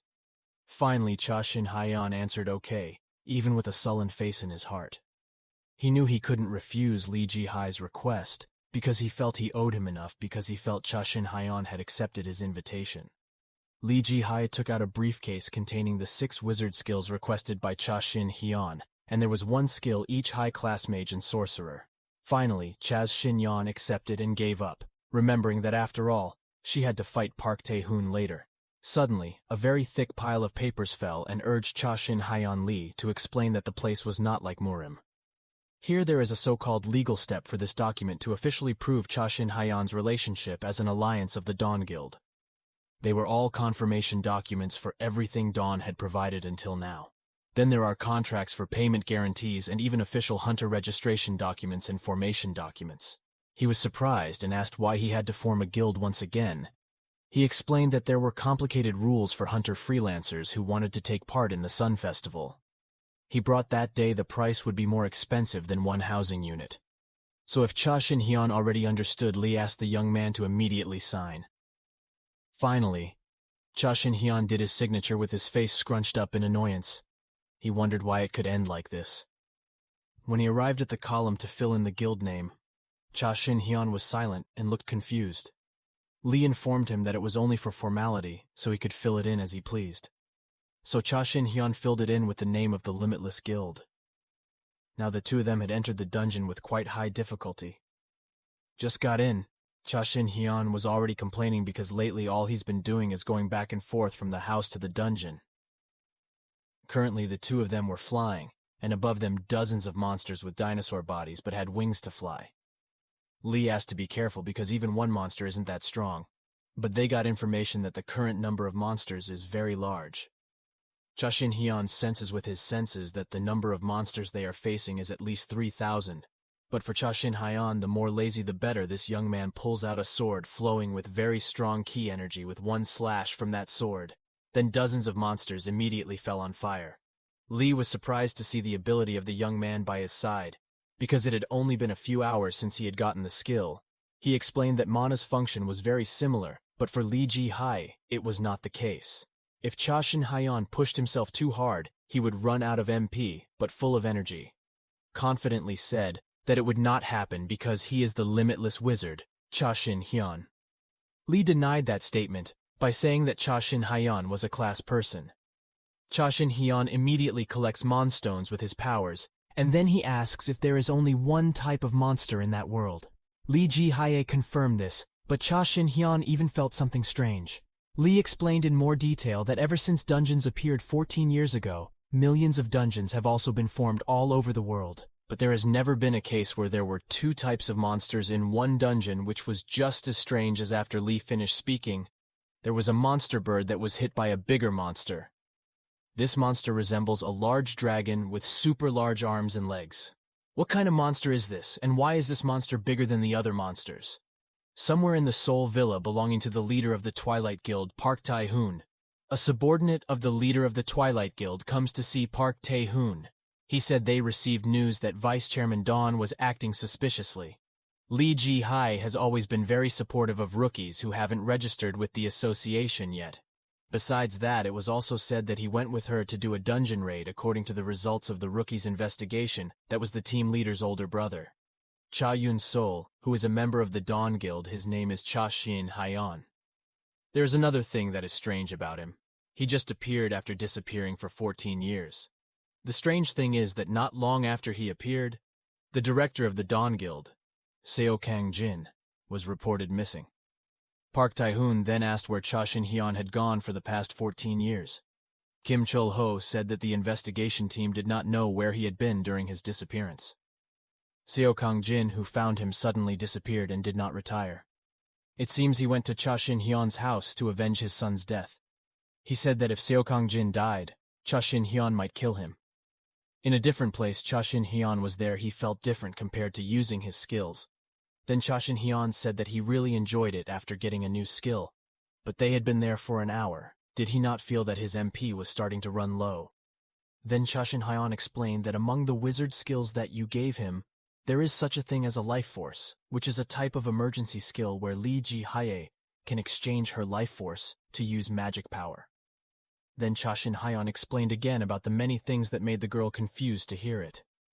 He didn't know how to respond because he was dizzy hearing Shin Hyeon's explanation. Seeing this, Shin Hyeon then apologized because he explained too much in short that it was infinite origin flow. Even though the types of martial arts are different, when Lee Ji-hae reaches an altimeter the two will become one. The point is that anything is possible if he masters this high-level martial art. After saying that Shin Hyeon walked away from there because he wanted to fight a few more tales before the battle with the boss. Lee then thought that Shin Hyeon was not communicating, but just speaking what was in his mind in the sentence spoken by the girl, to the point of worrying. Even though his boss was just a monster, then the Sun Emperor didn't have to worry about anything. Should Lee Ji-hae also do something? After thinking that a horde of dragons approached, Lee walked away until he fell into a ravine to be able to hold on to the slope with his knife stuck in the rocks, then looked down, and it was really high. Even so, immediately jumped by attacking and beating several dragons until he landed on the ground again, thinking upon his return he should increase the danger of the dungeon. Their numbers were far more numerous than reported. Besides that, the dragons are very difficult to fight because they can fly, and then Lee Ji-hae asked, "What is a good raid composition for dungeons?" That's because with a team of 5 defender mage shooter priests, and the other being a close combat type. Then without Lee noticing a bunch of dragons that were much bigger flying above his head, made Lee Ji-hae surprised by that, because he himself didn't know about it. let alone their size. So big that it made Lee Ji-hai wonder, why are there two kinds of monsters in that dungeon? Those dragons trying to attack that girl. He tried to avoid it. He found the dragons very annoying. Lee Ji-hai continued to dodge the many giant dragons. Moreover, they used demonic power. It felt very strange, and Lee Ji-hai was sure that the dungeon system had been broken. After seeing Lee Ji-hai, who was in a hurry, Shin Hyeon came and helped the girl, who had been waiting for the dragons for a long time. Lee, who heard this, immediately asked if he had been waiting for the dragons all this time. Then Shin Hyeon said that from the start, he meant that they were the bosses. When Shin Hyeon inspected the dungeon with his senses, he felt an unusual monster, and Lee asked what it meant. Shin Hyeon let them in, though that they were there. Shin Hyeon had been waiting for him from the start. It was also normal that the boss was fought last. Shin Hyeon then said that Lee Ji-hai was so shocked that she couldn't move. But he is actually much stronger. He put the girl down, then he said it was time to eat. Then they decided to eat. Lee asked what kind of food Shin Hyeon wanted, but Lee had said that Shin Hyeon shouldn't have said that. After that, Shin Hyeon said that he had been waiting for that time, and said that the food menu this time was chicken. He said that while going to defeat the dragons. The dragons fell because of the energy fire from Shin Hyeon's power. Lee Ji-hai, who saw this, was confused by herself seeing Shin Hyeon's extraordinary power. Then with her telepathy, she spoke to Shin Hyeon and asked if Shin Hyeon used magic. Didn't he currently use his bare hands? Shin Hyeon said what was used at this time was magic. The girl realized, of course, that much power she must have used magic. But then Lee Ji-hai was even more surprised because she saw a group of dragons coming out of a place, and then the girl shouted to tell Shin Hyeon that the monsters were coming out of the gate. After that, he ran to Shin Hyeon's place and intended to help him. Lee was very worried about Shin Hyeon because Lee Ji-hai kept quiet trying to find a way for Shin Hyeon to escape. Then Lee Ji-hai said that the monsters didn't care if the other little monsters died. In such a situation, Lee already knew for sure the little monsters didn't move of their own accord. It was the big monsters who led the other small monsters. The proof was that the little monsters withstood attacks that aimed directly at the big monsters with their own bodies and were willing to sacrifice themselves. The fight won't end if you don't get rid of the bigger monsters first, but Lee is unsure how to approach them, and then whether Shin Hyeon is all right. Lee remembers that when their eyes met, Shin Hyeon seemed to be deliberately not avoiding them. He didn't even know what Shin Hyeon was thinking. It was the first time such a strange situation had happened, no matter how strong it was. But it was dangerous work, and Lee had to help her. But since she was floating in the air, there was no way for her to get close. Lee Ji-hai thought that it seemed like the monsters were too focused on Shin Hyeon, that they didn't notice that he was on top of her back right now. Then it seemed like approaching them was not a problem, and she hoped that this time Shin Hyeon could survive. Lee will take care of the mutated monster that emits a strange aura without Lee knowing it. Suddenly another dragon notices its existence and tries to make it fall. Lee almost fell, but luckily he survived afterwards. He fights the dragon, but he realizes there are many other dragons and asks if he will eventually take care of all the dragons, then uses his power, which is the Blade of Strength, which instantly destroys several monsters. It made Lee again, only to be surprised to see him.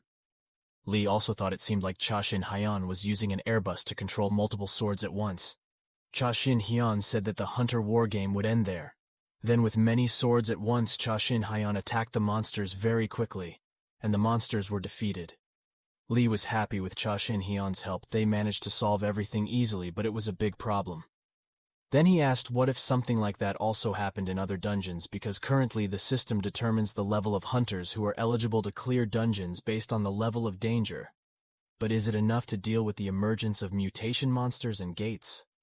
Without a doubt, the entire party would be annihilated since the Sun Festival wasn't all that important right now. They had to conduct a thorough investigation, but there was no way Park Tae-hoon would miss the chance. When his attention is on others, if he doesn't pay attention, we might be determined by Twilight Guild. In an instant, Shin Hyeon asked why Lee Ji-hai's mind was flying everywhere. Shin Hyeon asked the girl about the stone she got as it looked different from the others. Lee said that it was a monster skill stone because Shin Hyeon defeated a big monster. It seemed she had obtained a rare skill stone, and Lee Ji-hye had something to say. 1 month later, Many people were discussing registration about the Hunter for the Sun Festival. They felt that they were really looking forward to it. But as if nothing stood out at the moment, they also discussed about Shin Hyeon, who was trending on the internet at that time, even though it hasn't been a month since they registered. Meanwhile, Kim Chul-ho felt tired. At that time, in another Twilight Guild room, an impromptu meeting was being held by the executives. Inside the room, the members were making a fuss about it. Meanwhile, Park Tae-hoon remained relaxed. He says that they have to get rid of the seeds that will create a conflict while looking at the photo of none other than Shin Hyeon. Kim Chul-ho looked uneasy as he repeatedly kept looking at his watch. He was waiting for someone who soon came, and that person was Shin Hyeon. Shin Hyeon then shook hands with Kim Chul-ho. While he was so fond of Shin Hyeon, he said that it was an honor to meet Shin Hyeon there.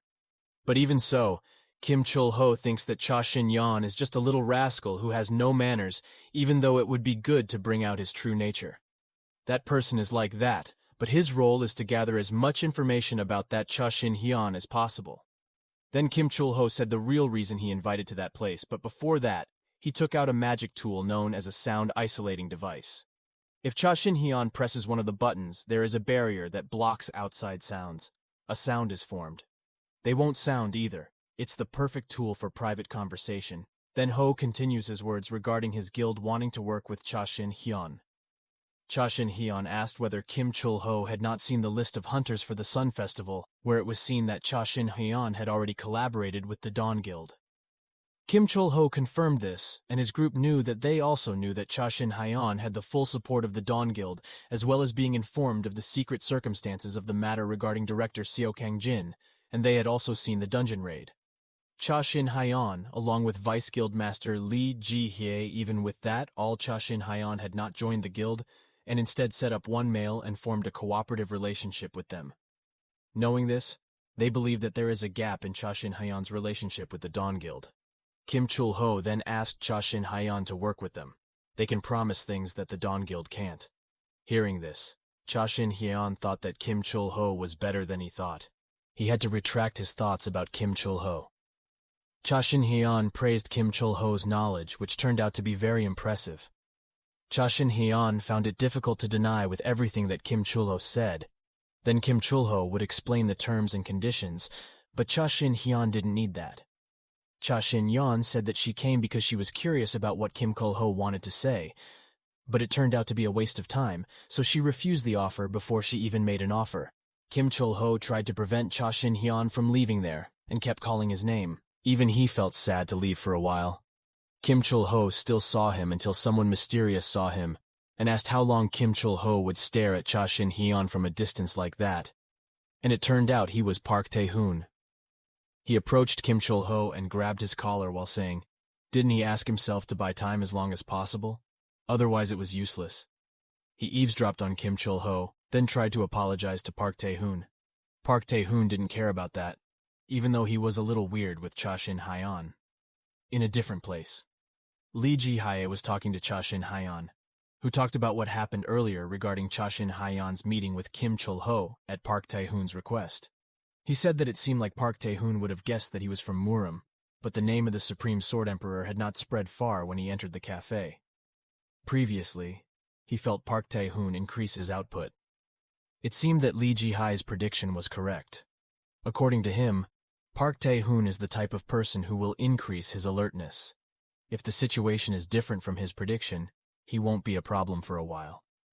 Then Shin Hyeon asked Lee about the dungeon investigation news, and said that thanks to Shin Hyeon, there were no more reports of strange phenomena in the dungeon. At least for now, Lee would definitely work alone until he died. If Shin Hyeon didn't investigate the dungeon himself, then she would be grateful for the help. Shin Hyeon asked if there was anything else he could do, and said there was nothing in particular. Lee Ji-hye then asked if something had happened to Shin Hyeon because he sounded a bit gloomy. A woman called Shin Hyeon and asked him to leave, which turned out to be his younger sister. They arrived at a building. They entered there, and the woman was sad while looking at her family photo frame in which there were 4 people including herself, Shin Hyeon and her parents. Shin Hyeon felt that it was a bad thing for him, because he was too different from his old self. He could not shed a single tear. Even though he stood in front of his parents' ashes, even if Shin Hyeon showed an inhuman side of him, because he thought it was not good for Yoon Seol to see. Cha Yoon-sol asked why he didn't look sad at all or touched by that situation. Seeing that, Shin Hyeon was still silent, he apologized. Shin Hyeon then said, if he became someone who could not show her, what does she want to see? Hearing that, Cha Yoon-seol got angry, and shouted while asking if Shin Hyeon knew how weird he was. What is Shin Hyeon apologizing for? And what does he really think he wants to see, even though what Sol wants is his old brother, according to her brother, who is now very cold. Cha Yoon-seol doesn't even know whether Shin Hyeon is still her older brother or not. However, according to Cha Yoon-seol, a lot of time has passed, feeling that it is impossible for Shin Hyeon to be the same as he was before. Then Yoon-seol gets angry again that it doesn't matter because she can do anything on her own, whereas Shin Hyeon thinks that he shouldn't have come there, saying that he actually also wants to know what really happened to him. After that, his Murim status window opened, which made Shin Hyeon surprised by it, while he continued to wonder about the human form when he saw the writing. Shin Hyeon was confused, because he didn't understand what was written on the window system. Shin Hyeon thinks it's bullshit. Then Shin Hyeon says that the system is always looking from one side, and then he asks who the system really is, whether he is Skywar. The system then says that he will take everything from Shin Hyeon one more time. Just wait. Shin Hyeon, who saw this, even challenged him. If he can do it, just do it, but for sure Shin Hyeon will look for him until he finds him. And if he finds Shin Hyeon, will tear him to pieces. Meanwhile, Cha Yoon-seol is annoyed when he realizes that Shin Hyeon is not following her at all. A few days later, the Sun Festival was held with great fanfare. The host shouted excitedly, saying that the day had come especially for the heroes who would explore dungeons and hunt monsters. They had all been waiting for a long time with great enthusiasm and high hopes for the hunters. Then the two guides cheered, saying that the biggest event in Korea, namely the Sunflower, had started. The audience had packed the stadium there to see the hunters later. Meanwhile, it's like some kind of Olympics or World Cup. Then Lee Ji-hae said that in fact it was indeed similar in the public eye. It was the hunters who caught their attention the most.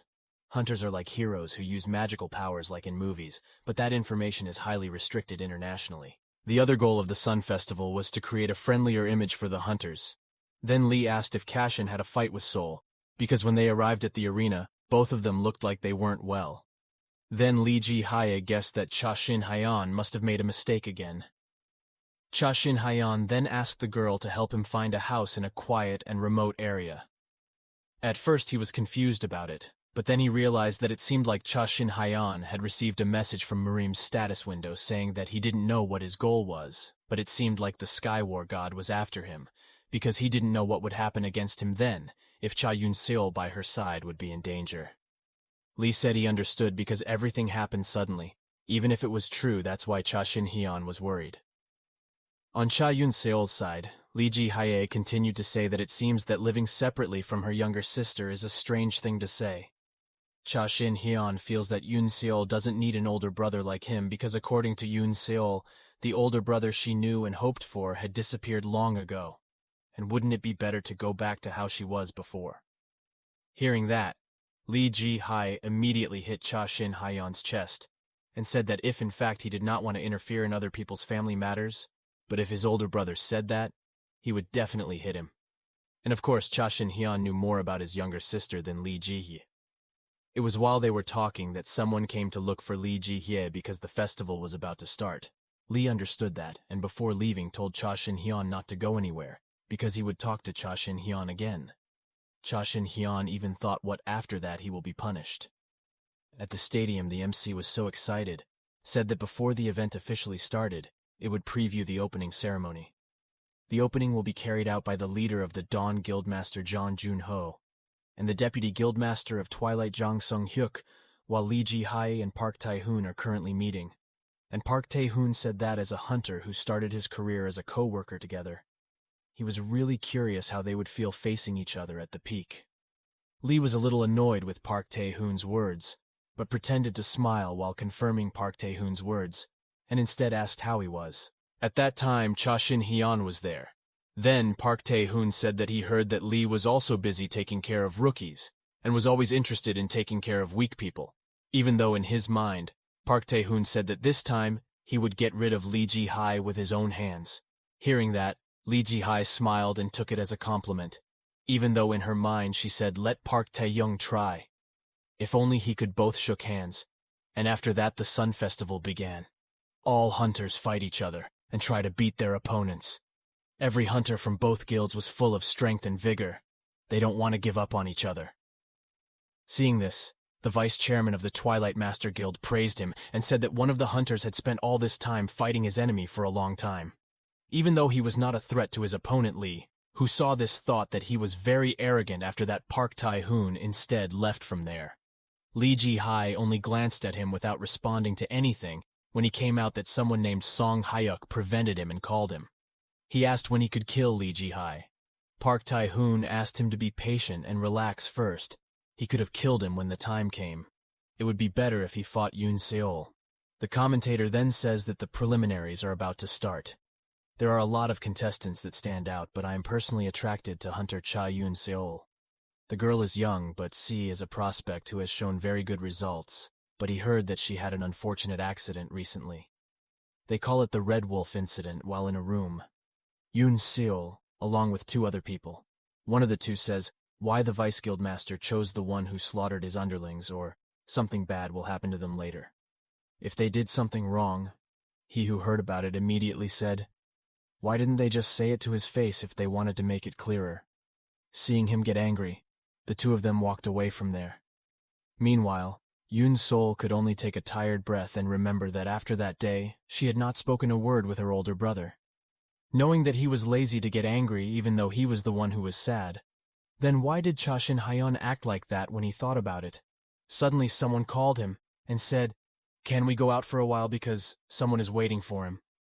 He thought maybe it was Shin Hyeon, after finding out it was Lee. Then feeling unenthusiastic, Yoon Seol then asked Lee what made him want to meet her. Lee Ji-hae said that Psy came there only to cheer up the prospect of their guild with Shin Hyeon, but she disappeared somewhere. Lee didn't know what happened, but shouldn't they break up the misunderstanding between the 2? Yoon Seol had asked since when Lee meddled in other people's affairs. Lee stammers a bit and says that he is only worried as Shin Hyeon's sponsor and Yoon Seol's boss. Yoon Seol then flares up and says that while she actually didn't like Lee, it seems like she's just pushing him to her will now that she thought her older brother decided to become a hunter right after meeting him, while he hadn't even returned long since returning to his normal life here. Yoon Seol wonders what reason made his older brother to become a hunter, what he was trying to do become a hunter, and being strong is a strange thing. Even he taught something without saying anything to her, as if he was no longer the big brother she knew. And Yoon Seol feels that her sister is like a stranger. Then the loudspeaker says that Archer Survival will start soon. All contestants are prepared to enter the arena. Lee always said goodbye and left there before he said that Shin Hyeon no longer wanted to change everything. Lee felt the same suffering as Shin Hyeon. Lee said that if Shin Hyeon falls into hell where she can die anytime alone and spends a lot of time there is no way she can stay sane. He might not show that side to his little sister. Hearing that, Yoon Seol even felt strange why she had to hear something about her older brother from the deputy guildmaster. His elder brother must have thought that he was completely unreliable when compared to the vice guildmaster who was close to his older brother. Lee then saw Shin Hyeon and was sure that he was worried about his little sister, while Shin Hyeon just said that he happened to be passing by. Then Lee Ji-hae continued that Shin Hyeon was no different from Park Tae-hoon. Lee Ji-hae then grabbed her collar and said, why couldn't she just be honest, especially since her little sister wasn't a child anymore? Does he really think it's best to hide his intentions from his younger sister? Don't make him laugh if he has something he wants to say. Then just say it without you hiding anything. Then he asked Shin Hyeon to show him something. The unknown side of his little sister. Meanwhile, the sign for the preliminary round of Archer Survival has already sounded. Soon 6 teams from the Dawn Guild and the Twilight Guild will fight there. Yoon Seol, who was going to fight in another place, had Park Tae-hoon who was watching, and he said that he hoped that Lee Ji-hae liked what he had prepared, and besides that, it was still just the beginning. Archer Survival was formed like a city where the hunters were separated, including the guild of Yoon Seol. During the fight, Eun received many voices from her colleagues who said that they had seen many enemies. Meanwhile, Eun was remembering when she talked to Lee Ji-hae that Shin Hyeon might not show that side to Eun. Remembering that, Eun gets angry and says if she didn't realize it just because she didn't say it, just tell her what happened, without sharing everything with Lee Ji-hae. Then she asks Shin Hyeon if Eun is still a child. Then after that, Eun started to get serious about fighting, and then she aimed at her opponent with the skill she had with her arrow. Then quickly, she defeated his enemy. Eun really wants to prove to her brother that she isn't a child anymore. Eun then remembered her past when suddenly both of her parents died. A lot of people were worried about her, and some of them said that if no one could take care of her, they couldn't even find her older brother's body, but she was sure that her older brother was not dead. She was sure her brother was still alive, but somewhere he would soon be back in front of her. Eun prayed and believed in her prayers. Then, at a sad moment when her parents died, Eun felt and saw something strange while she was watching TV. Until she thought that her TV was broken, something strange said that there was a divine revelation from a goddess, dungeon monsters and hunters. Was it because that ridiculous world came true? Eun believed that her older brother would return. In fact, she even really believed that. Later, she received the archer class after taking the hunter test and attended the hunter academy after being taken over by the state. But while at the academy, Eun was often bullied by the other students there. But she didn't stay silent because she fought all of them. Then that's how she graduated at the top of the academy. After that, Eun was recruited by the top guild that everyone coveted, namely Dawn Guild, because she just wanted to get stronger. For the sake of surviving the days without her older brother, for the sake of preventing thoughts of weaker from appearing even now she felt herself. But that was not a compliment for her older brother who was skilled in martial arts. He might seem weaker, but she couldn't forgive him for treating her like a child to the core. Eun was sure that she wasn't that weak after she finished thinking about it. She instead wondered why this place was quite quiet and strange. Then she gave a code to her members that she would leave that place and settle down in a new place, but there was no response at all. Not long after, several arrows almost hit Eun, and one of the arrows hit Eun's left hand. She saw 4 enemies wielding arrows. Then she thought it's a good thing the arrow didn't hit her muscle, but unexpectedly her skin could be pierced with the arrow. The point of the arrow should be blunt, so that's absolutely impossible, and it turns out they used real arrows. One of the enemies says that Eun doesn't need to hope that someone will come to her aid because they have interfered a bit, to ensure that the broadcast camera signal will not reach there. Hearing that, she just smiled and said that she didn't need anyone's help and didn't rely on something like that in her life. She didn't know why they would do something like that just to frame one person. She then pulled out the arrow stuck in her left arm and threw it away. After that, drew the arrow to fight them all and said that they should all die there. In a vast forest, seen a man with a horse while riding his horse. The man said, "From now on, I will live for myself, and besides, I don't want to go to a place where I am required to learn something." And that man was called Lee Han. Then, while he was riding the horse, he was not alone. He was with an old man. Then, while riding the horse, the old man said to Lee Han, "Young master, look that way. It seems we have arrived. That is the best school of magic in the empire." And the old man who was with Lee Han was called Alrar Long. He was an old knight. Then, Alrar Long said to Lee Han he thought he was no longer useful as a knight. So he should be able to help him grow up to be a good young man and become a knight, and entering Einrogard was the best magic school in the empire. And after that, Lee Han realized, in the end, he couldn't cut his ties with the school, and all hope had to be dashed. And then, on the other hand, it seemed like it was holding a graduation ceremony. Lee Han was looking at the school's surroundings, and he remembered when he graduated back then, and after graduating, he had promised himself that he would not come to school again. Then, her classmates, seeing how they struggled to survive and to go through all that, and while she was at school, also made her remember everything she went through. And then, when he was invited to the hiking club by the professor, and from that invitation, he humbly declined until he had to do all-night work at school. Because of the many assignments the teacher gave him, he remembered how he had to eat kimbap every day, time, because they have little or no time to get another meal, and they have to put up with all that struggle. And then he said that he was sure Surely all children who were going through a period of education would feel the same way. But you're pretty great. Hearing that compliment, Lee Han just said, "Is that so? I just did what I could." Then the friend said that Lee Han just doesn't realize his abilities. It seems you are still very suitable for this kind of life, and why don't you just continue your education? Hearing that, Lee Han immediately replied that it was too much.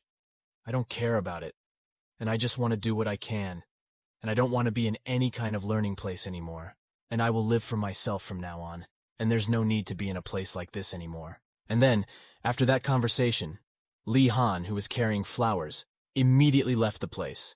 However, Lee Han, who was on the road wanting to cross the road, suddenly, a large truck with the speed driven by a man ran into damage to his brakes, and apparently the brakes on his car are no longer working.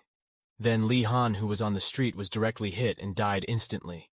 And then, because of that accident, his years of education were null and void, and even his awards were reduced to paper and wasted. And then, after that incident, it switched when Lee Han was reborn as a child, and he became a noble's child and had the name Lee Han Wardenaz. Then, after he woke up and saw himself, below, he had been reincarnated into a noble family. He was now the third son of a rich and powerful family, and at that time, the first thing that came to his mind was, he had been rewarded to go to school. In his previous life, and this life, he didn't have to strive for anything, or even go to school, because as a rich man's son, he wanted to put his education to good use. And then, because, before he grew up, to understand how life works, he had to realize that he is the third son of the Wardenaz family and only the first son to inherit everything. It seemed as though it sounded unbelievable to him. At least the other children would be able to get a bit of the firstborn. Unfortunately, none of the other children knew about it, what they wanted to do in life without the influence of their parents. The one thing that the family provided for them, all was a flat place for them to learn anything. If what they wanted to learn after realizing this, he met one of the maids, Alrarlong, an old knight, and he requested all the time to teach him how to fight all enemies with the sword. Then, Alrarlong wondered, why would his young master ask him to teach him how to use a sword, and also asked what he wanted to learn from such a skill? For Lee Han told Alrarlong that he believed the skill would come in handy when it was needed all the time, advising him that he could use the opportunity to hit the road and learn how to fight, but vice versa. Lee Han said he wanted to become a magician instead, because he thought it was the most stable way all the time. Surprised, he asked why it was the most stable way, and Lee Han thought the answer might not be ambitious. Alrarlong told him that the answer was smart, and he was touched by Lee Han's intelligence. He said he was happy that there is a noble child who is thinking with brain. He said, most of the boys are always too ambitious, and they chase the shadow that won't succeed. Then compared to Lee Han, who knew what he wanted before anything else, and he wanted to get what he wanted, Lee Han knew his intelligence didn't stem from just being a noble's child, he said. That when one had attended an academy before, he tended to gain extra with his intelligence, and he will become a realist. He knows that in every high place in society, such as the guild order, knight adventurers, and even the imperial family, a skilled magician is always welcome. So the best way to live is to become a magician. Then finally, they were at the Imperial Academy Magic School, which had produced the city's greatest magicians for years. He looked at the tall building in the school, remembering everything he had heard about the school. And he wondered if he could do this and encouraged himself that he just has to get through it all. Alrarlong telling him that he can do it and that he can achieve what he wants to achieve. He tells him, even the patriarch commands his great magic, although praise seems like an empty wish for Lee Han. Since the patriarch doesn't even allow him to practice magic, the academy doesn't allow maid or maids. So all must return to town. Paul Alrarlong left him. After wishing him well, other students started coming to school. We had a princess who came in a big carriage, and her maids and also Prince Duke, the servants who were sent with the prince, was sent back, and the prince was angry. He complained that he would report to the authorities, and when he went to file his complaint it seemed like he couldn't understand what he was going to say. Lee Han immediately thought they had used mind manipulation magic. He wondered if the rumors that the academy could use magic on anyone, including noble students and even Barry, who died behind their backs. True, he was afraid, but he had no choice. Lee Han suddenly hears a scary voice. welcoming them. He wonders if it's the voice of the headmaster that everyone is afraid of. And the headmaster angrily reminds them of the school rule of no slaves, he tells them. That if they refuse, normally obey the rules would force the rules on them, so he used wind magic to throw away all the carriages. And non-students distant, including the carriage with the princess's back, said the students to enter the school, and they all complied.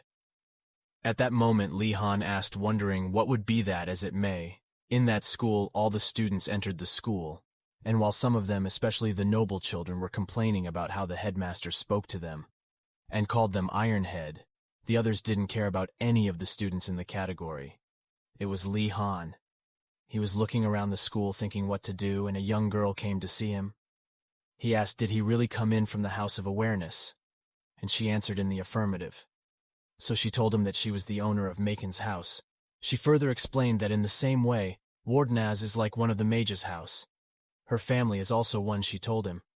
It was nice to meet him, but she didn't contact him.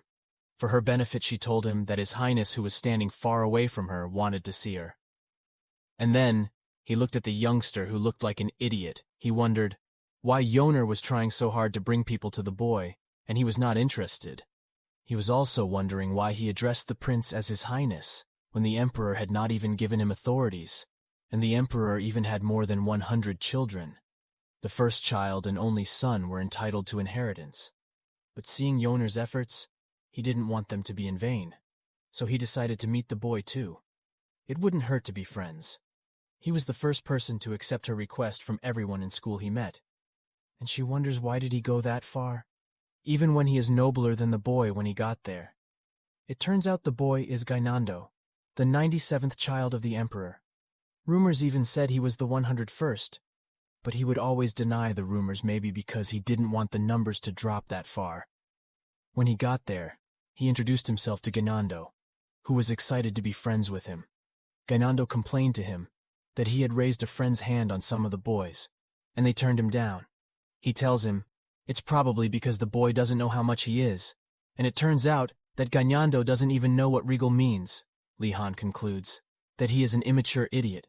He tells Gainando that regal means that he is the son of honorable royalty and her flattering title, which tells her that boys will meet in an art of the 44th Empire. While he knows the reason they want to be with Adenart rather than Gainando, it is because Adenart is more royal. But he said Gainando don't worry about that. Gainando was very worried. He asked if Lee Han could help him teach the boys a lesson or beat them. But Lee Han advised him that regal people don't do that, he told him.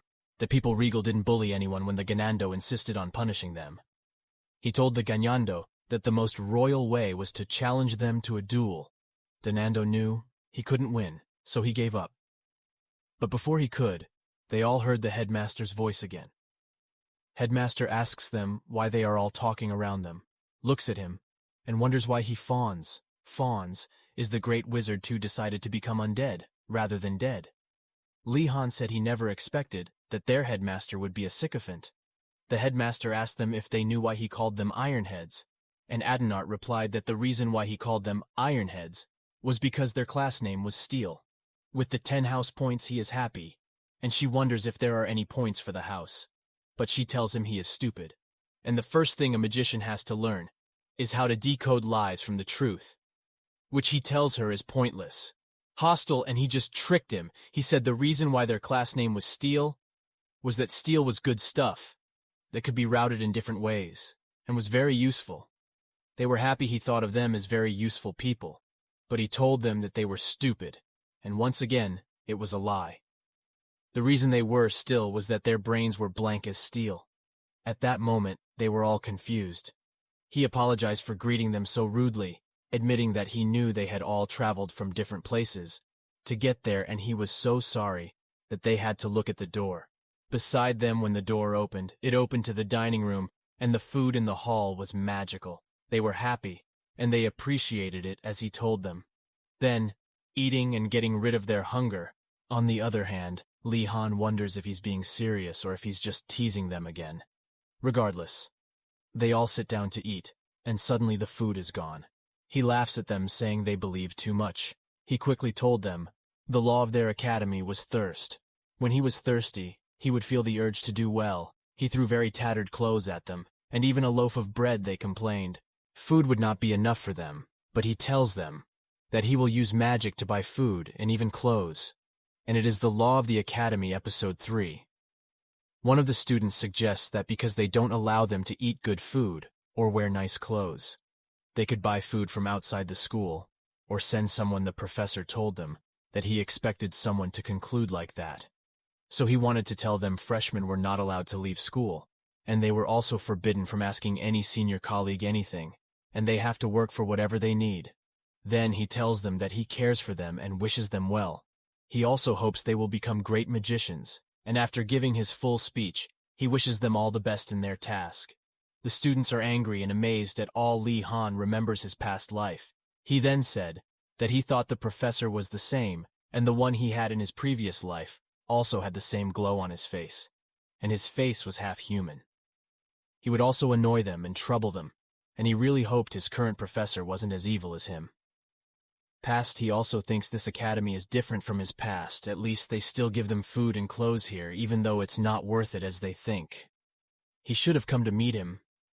He complains about how the professor treats them and says they treat them like slaves. She even said that even the maids in her house were given better clothes and food. Wardenaz, because her house was the most belittled house in this house of witches, because they concentrated on studying and studying magic. Then, and they don't attend social events, so they shut themselves off from others that way. Other people don't know how rich and influential they are. Weighing Gainando also considers his family influential. So he tells him that he should visit their house, so he will see how people are treated after Gainando finished lagging his wife. According to their class, the first tower is the arrogant Blue Dragon Tower, which the tower consists of the noble children of rich and arrogant families, who believe their parents own the world, and he was assigned to that dormitory by Gainando. The second tower is the eternally burning Phoenix Tower. This tower consists of the students with fire magic. They can burn anything and anyone. And most of the children from priest families live in that dormitory. They have so much power and swords, they are their stronghold. The children from the family night stay in the hostel. The last hostel is the tower called the Tower Past and Future. See the Black Turtle. That is the tower for children from low-income families, the most discriminated. And they have no friends because everyone knows they are poor. The children of the noble families courted them with contempt and refused to have anything to do with them. But they were people Lee Han took as potential customers he wanted. Closer to them, so she saw them. The students were watching her, and they thought that compared to the others, she didn't touch them with disdain. She wanted to get closer to them, but felt they wouldn't want her at the same period. Of the rich kid saying that he doesn't know the reason the school would admit those poor kids to the same school, because he and the lowly kids are asking him to marry him. He asks if they want to fight him on Lee Han, who doesn't allow his potential customers to be bullied and bullied. He says that the boy was a lowlife and not a student, and he reminded them all that they had said everything they had before coming to that school, and they were there to be equal, so they shouldn't make fun of their future partner. He assumed that the mood would be better after he said those great words, and he would be able to befriend the children from low-income families, but his reaction was opposite when he tried to greet them. They were all telling each other stories. Other than that, she was a witch of Wardenaz, a house of terrible witchcraft where their patriarch was a house dragon with a demon lineage, and they mustn't turn their eyes on her owner laughing at her that she is from royalty. At that point in her life, she didn't know rumors were going around about his family, while he was thinking about Gainando's signal to him, and the owner asked him, why did they leave him alone? He really couldn't handle the excess of Canada, and wondering, why did Yoner accept it too? He asked him, and he explained to him that it was because of Ganando's mother. He remembers the time when he went to the Imperial House as a small child, and he kept running around until he fell, while others thought it was not His Majesty for him to allow such mistakes. His mother came to him and took him, telling him that mistakes happen. She also said Ganando's mother was good and rich, and he has paid a lot of money to be friendly to his son, so he is just doing his duty. Lee Han also wonders if he should try to be friendly with the Ganando too. They all walk towards the path they will assume. While their dormitory, the Gainando looks around and comments that the school is big. What can one expect from an academy? With that kind of nature, they see a big building, and they know it's their dormitory. But everyone doesn't come closer. As they got closer, they were shocked by what they saw. They saw the tiny tower, The place couldn't even accommodate half of the people in the building. Was way above disappointed at the ganando because he was angry and annoyed at the same time. He complained that the servants even not sleeping on the spot, which was so sad in his palace, and he was very disappointed that such a great academy could treat the nobles in such a way. About to wonder why he left his giant house. At first, regardless, they all entered the building, and when they did, they all disappeared. Lee Han heard a voice that greeted him, and he wondered where he was, but as a smart student that he immediately thought of it that he was in the magic tower. The voice asked him where he wanted to go, and instead of answering quickly, he asked what he could do. The messenger told him he was smart, and one of the students who understood how magic worked. The voice told him 2 places was available for him to go. At that time, the first was his room and the second was his study. He wanted to know if maybe he went somewhere else after exploring the 2 places, and the voice told him that there is another place. There is a place that only you can visit if you know the name, and other places you can go if you won a prize, but the place is not available at the moment. So he chose to go to his room immediately. He entered his room. The first thing he read was the school's student manual. The book told him that every student should take the class they are interested in, and they are also allowed to test classes for about a month. Before knowing which class they will choose in the book, there is a quote from the headmaster that talks about how a wizard doesn't allow people to choose his path on his behalf, and a maid has to make her decision. After the quote, he saw the principal's name was an adult Asugan. That name also sounded less scary than they had heard, and he expected the name to be the worst, even though he felt he preferred the academy over the graduate school he had attended before. At least they even allowed them to explore the options of fields to go during break. He went to the common room where he met their owner, tries to get to know each other, and she tells him that she wants to become an alchemist. She told him that she wanted to make magic potions for the imperial house, which had become her main object, so she asked if she would join him. She asked for some time to think about it, but right in her heart, she knew she couldn't be an alchemist. She said it was too competitive and required some business owners to commit crimes against themselves so they could do so. Getting monopoly job is not stable enough for him, and he wants something stable.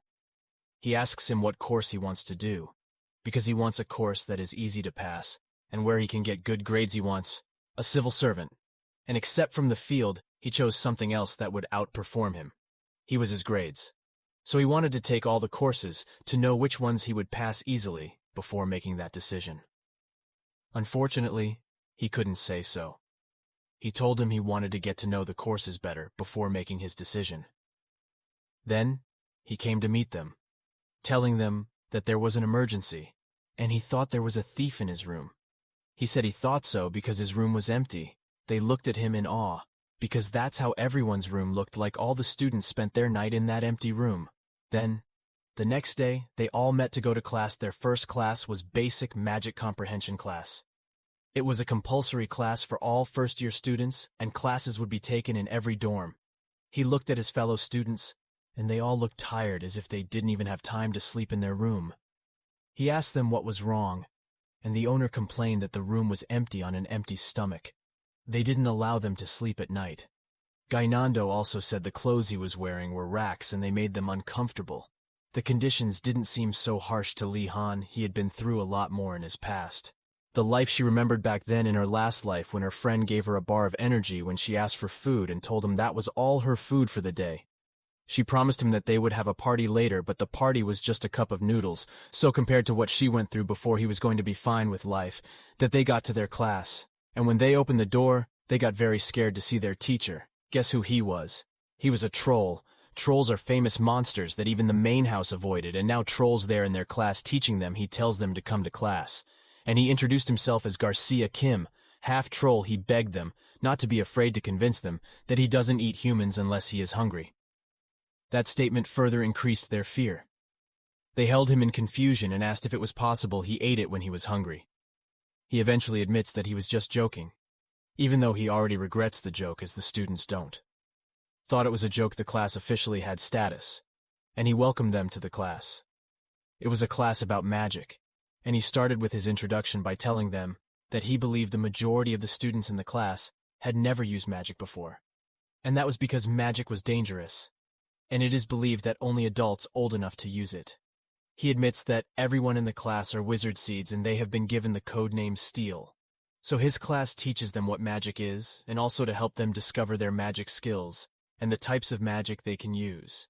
He explains that the life of a wizard is a life who is harsh, and he wanted to guide them through that difficult time by being their compass. And then the students calmed down a bit. At least he was a bit better than the headmaster, and they were happy that there was at least one teacher in the school who was better. He asked them, what did they think? Matt and one of the students raised their hands to answer the question the girl had said about magic being done by a magician, to change the world by their will. He accepts the definition, but adding a little to it, he says, it uses an energy called mana to change the world. Everyone enrolled in that school can feel magic energy, and they are gifted enough to recognize that. But for them to use their magic needed more than that. For them to use magic, they had to summon magic energy by their own will. And then weaves them together just so they can cast magic. He admits the popular belief that before he can use magic, he needs to make spells, but he concludes that the most important ingredient needed to make magic is the will to create it. Then getting emotional in her class, and continuing to deepen, forgot that she needed them to also try using their magic. So when she recovered herself, she told them that they needed to try their own magic and asked them to stand up. She asked them to take their magic wands, and they had to gather magic energy around them.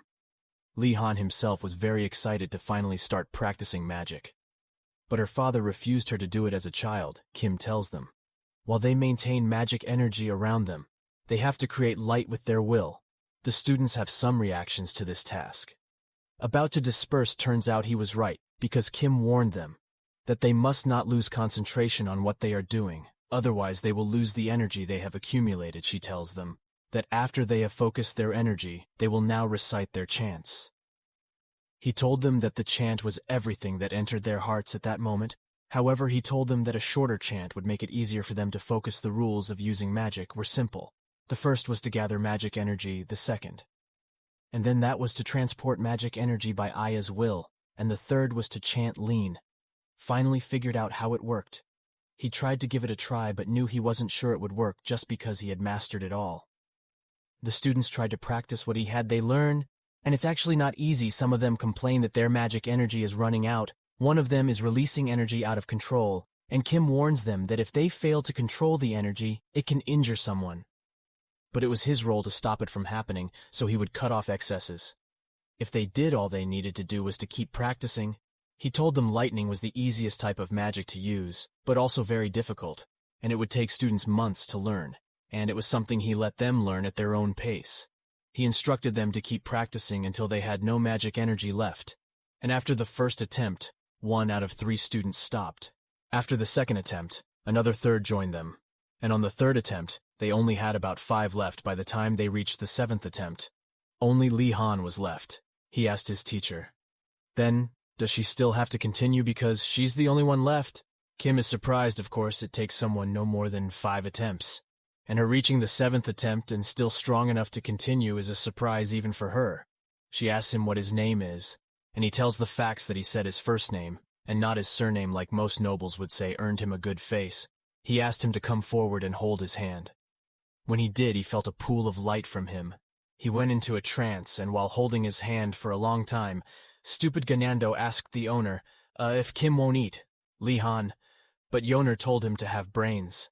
Then just as Kim finally rents Lee Han's hand, and he asks her what's wrong, she tells him that she has to meet him in his office after class. She talks to the students, telling them that they have all felt magic energy in one way or another, and that all they need is more practice. He told Ganando that he doesn't eat humans, and he apologized for his stupid words. Before he left the class. After class, Lee Han went to meet him in his office asking, why did he ask about him? He told him that he had heard of him before from Headmaster, and he wonders how did that old sycophant know about him? He screams that he doesn't know why that crazy professor would give lecture about him. But Kim tells him that the headmaster might also have some weakness in his head. Explained that the headmaster paid a lot of attention to talent. So every year he would tell the teacher that this student had this strength and that strength. So that year when he talked about Lee Han, he told them that Lean had a very big strength to an extremely big fool. Regardless of how he would regard that comment as a stupid comment, He also remembered the great saying that a big fool was an absolute genius. If she related her stupidity, so she decided that she would try to get to know him better and deduce if he really was stupid or a genius. Unfortunately, that was not the reason why he called to meet her. She said, when she touched his hand, she found that her magic energy was too big. Like magician's ability to become a great wizard lies in his magic energy, and because his magic energy is as big as Kim described, he feels like he has the reddish time ahead of him and won't go through pressure from other students. When a student doesn't have enough magic energy, they have to resort to convoluted ways. And then, to appeal to him, and for him who had more than enough, didn't need to use that, meaning he felt it was good news. And he didn't know the reason Kim had to choose him to share that news with her when she could say it in class. He told her that it's a pity. She doesn't know what a pity has a lot of magic energy. And she tries to explain to him, she tells him that magic energy is like water. If the water she has is in a cup, she will find it. Easy to control, but imagine if you wanted to see, it would be difficult for him to control. That was a problem with his magic energy too much, and it would be very difficult for him to find its essence, let alone control it. So he might have a problem. He took out a bracelet and put it on his hand, telling him that it would making it easier to control her. He asked her if she would find it easy to use magic as long as the bracelet was in her hands, and she replied in the affirmative. She wondered if she thought the only reason she had asked to meet him was just because of her great energy, and said to her that she wouldn't call him. If it wasn't important, he advised her that it would be better if she used a spell to reduce his magic, and he allowed him to practice privately, as there would be no risk of running out of energy. In his case, he appreciated it and left his office. He felt his future was bleak. And if he wanted to do better, he had to be better. He asked the owner if there was the class he wanted to take, and he reminded him of the alchemist class. He asked if he wanted to join him, but Gainando intervened in the conversation, asking what he wanted to do with the alchemist class as a noble, and called him ridiculous. He told Li Han to leave his side, and he went closer to the Gainando and gave him a great blow. Because Li Han was studying swords, he knew very well to realize that it was not just an ordinary sword. It was great, and it would cause so many injuries, since they were going to alchemist class. He asked him, did he think the blow wasn't too hard for Gainando, but he claimed that everything would be fine as long as he apologized. The next day he immediately dismissed that as untrue. The first time she did that to him, they walked into the classroom and they met some students from lowly families. Students courted them in a terrible way, and when Li Han talked about it, the owner said, he doesn't care when lowly families' children see nobles. They come with different approaches, such as staring with disdain or complete disregard, in which case most children find it difficult to look Li in the eye or go to look at him.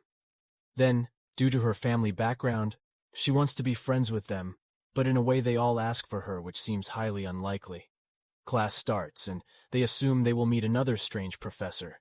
For sycophantic school as headmaster and half-troll as teacher alchemist. The teacher was just a dwarf. He introduced himself as Yorigom. Jumdar asked them to call him Processor Yorigom.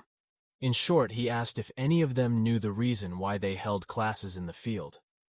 Not in the classroom. One of the students said it was because they wanted to gain access to energy, but he says he is wrong. So Li Han suggests it is because they need access to materials, and he screams that Li Han is right. All the students ask him in a strange manner, and he also doesn't know if he could be right. He just answered the question as his mood had brought him regardless. He was right. Yorigom told them that although people might think magic is the most important thing in alchemists, but they are all wrong. The most important thing in alchemist is access to the best materials to use, which is why he brought them there. When the class started, Yuri Goldman said that the most important part of being an alchemist is gathering materials, which is frustrating to the arts, who feel the most important part in creating alchemists is the creation alone. And then, he tries to counter last year that there is so much more to the process than gathering materials. They can outsource the work to others, like the alchemist did in town. But Yorigom tells him they are detached from the world, and they didn't know the reality of the world. He asked them if they knew the reason why alchemists followed adventurers, when they wanted to find their materials, and told them the reason was that those adventurers brought half-baked potions to them. They didn't know how to remove the potions from the roots, so they ended up spoiling the elixir. And that's why he told them that an alchemist who couldn't get his own materials, Dan wasn't an alchemist, he said, was enough. And it was time for real action, So he took out a potion and asked them to search for it among the prestige that the school had. It also had bad rumors. Lee Han got his hands on the broken grass that was used when making an antidote. She asked the owner if she had used it before, and she confessed to using it. She told him that she used it before she enrolled, one of the bad rumors about the school that spread. And it was a rumor that people died while studying magic. She feel that magic is dangerous and accidents happen. So it could be called normal. But sometimes it was just lack of preparation and indifference on the teacher's part. Because why would they send students to the forest section? It was in that forest section only Lee Han and Yoner were there. They both admitted it would be dangerous if they go on the trip, and they need more people to join them. Yona suggests it would be best if they find one more person to join them. And then, from their tower so they could at least be 3, Lee Han suggested. They could ask the Imperial Princess in an art to join them. But Yoner begged to differ. He said Adenart was too proud and asked if Lee Han didn't see him as arrogant. Slim, on the other hand, thinks it's just gathering herbs, and it's not like they need anything else from it, but finds out that they were late to the party, and Adenart has formed his own team. Then it was explained to him that the reason was that Adenart was popular in the city even before he was accepted. He explained that Adenart was even popular among the other members of the imperial family because of his intelligence and talent, and he also had star power that the public liked. Even if he treated them badly, they would still love him.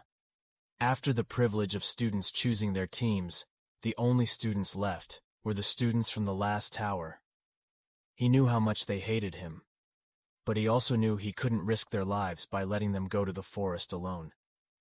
So he decided he had to find someone to join them. He needed someone who knew the forest and was skilled, and he saw a young girl, Nilia. She was from a dark elf family, and they were members of the Shadow Patrol. They hunted in the northern mountains, and they knew mountains like back of hand, while Nilia is alone, and she plans to go into the forest by herself. Although he did not know the potion he wanted to find at the same time, Lee Han came to him and asked him to join his team. When he saw there, he recognized Yoner as a noble, but did not know who Lee Han was. But because he was sure Yoner was a noble, he refused to go with them. She believed the royals had the same intentions, and even if she tried to get closer to them, they would treat her badly and throw her away, so there was no reason she should go with them. And then he asks her if she's thinking about venturing into the forest alone, and she says, does she think they'll hurt her or kick her out? And she wonders if Lee Han can read her mind, since that's completely on her mind. She denies it and says she just wants to leaving. He tells her he cannot hope to go into the forest himself, considering the dangers associated with it, and he will only die. He reluctantly accepts to follow them. He jumps towards the forest happily, and it is clear that he knows the forest's owner. Asked him how he knew that he knew the forest, and he told her his legs felt solid, and he had calluses on his hands, which showed he was fluent with arrows above all. He had a Shadow Patrol belt around his waist, and he kept getting up quickly, so he tries to calm her down. Then she tells him she has to walk at the same pace as them, reminding him that only the owner knows about the potion, and they should work together. Lilia asks him what his own work will be, and he tells her he will protect them. Nilia considers him not a noble, and deduced he would become a knight. So he asked why he was staying in the first tower. He reluctantly introduced himself as the 3rd son of Wardenaz, and as soon as Nilia heard him, he screamed. After screaming because of her family name, Nilia tries to bring herself back home, reminding herself that nothing is so bad in her family, and that even though the Wardenaz family are afraid that she can manage it, it is at this point that Lee Han realizes something is bad in his family. He tries to ask Wardenaz as if there is a reason why everyone proposes to her like that, and he laughs it off. She tells him that there are rumors about all the magical houses, but the one that people take from their family must be the worst. Then, the first thing people believed that their family head was a dragon. He explained that it was because during the undead frenzy, their patriarch emitted a huge flame that destroyed all the undead at once, thus fueling the assumption that he might be a family dragon. They had made an ancestral pact with spirits, giving them immense power in exchange for their emotions. And then, just about his family, she reminds him that all wizarding families are authorized to come out when there is a big fight in this country, and they are allowed to use any means that seems to be in their favor to suppress the fight, so he wonders why people think his family is terrible. The owner told him he didn't have to worry about it, and people would always talk as far as he knew. He knew that the patriarchs, They weren't dragons and that they were emotionless. Not like he could deny that they had a great power they called Nilia, and asked if they were continuing their journey. As they continued walking in the forest, Nilia saw the path of some monsters when she took a good look at it. She thought the monsters might be using something to hide their strength, so she wouldn't draw attention to herself. Melia felt they weren't interested in knowing about monsters. And she wasn't wrong, because the owner was bored with the whole conversation. On the other hand, Lihin wasn't too tired. She asked how she knows the footsteps where they have monsters they can meet. From the footsteps, she told that there are some monsters in the school as the result of great magical energy. And then, the surroundings too. Most of them were formed from discarded magic items like slimes, and all he decided was they should continue following that path so there would be no ambushes, and whatever monsters they would encounter, they would track them down. Li Han asks him if he can also trace and check, and he tells him he can do it. But he would get tired soon. He is not someone who gives up easily. So he seemed sure that he could get it, so he pushed it, that they should continue their journey. Finally, they found a broken potion, which its owner bent to pull out in such a way that it would not destroy the magic in the potions. And he sees that there are only two there, and he asks them, what can they do? And if they have to keep going into the forest to find other herbs, he realizes that they are not responding. And then instead, they both were concentrating on something behind her when she turned around. She saw they were in danger. It was Lian's. The pig told them she was sure it wasn't boring. It was normal because she could feel the magic energy from the wild boar. And Nelia told them that they weren't facing a wild boar, but a monster they had no weapons to fight against. Even their training in magic had just started, so facing such a terrible monster must be bad news. The only thing that came to Li Han's mind that he could use was his magic staff. The magic staff can increase in size according to Wilder's wishes, so that his staff increases. Defeating the monster, then she will have to grab her red hair and run with him, while she will distract him by asking for his attention, so they can escape. The owner is happy that Nelia is thinking of them, but the young girl says she only offered because she knows she is the only one who can do that between them. Then he goes to face the battle ahead of him, knowing he may face his dying day. He remembers his training with his servant who told him that he must use a magic wand. And even though the staff's magic is not enough, it can bend to his winter wishes, and it can also become a great weapon. He repeated that not everyone reaches that level, and that level is called the Aura Solayan state. It might not get there. But magic will come handy. He remembers the members when he was training for magic. It was so hard for him, he wonders why he is under so much stress, when all he wants is to be a magician sitting in an office regardless of how he feels about it. He continued so that he would not discourage his servants. And then he hit the wild boar with the staff, and with just one hit, the monster died. His friends were surprised if he just used the staff without magic to beat the monsters. They all wondered that the staff contained a lot of energy, but it was also almost impossible to using it to defeat monsters.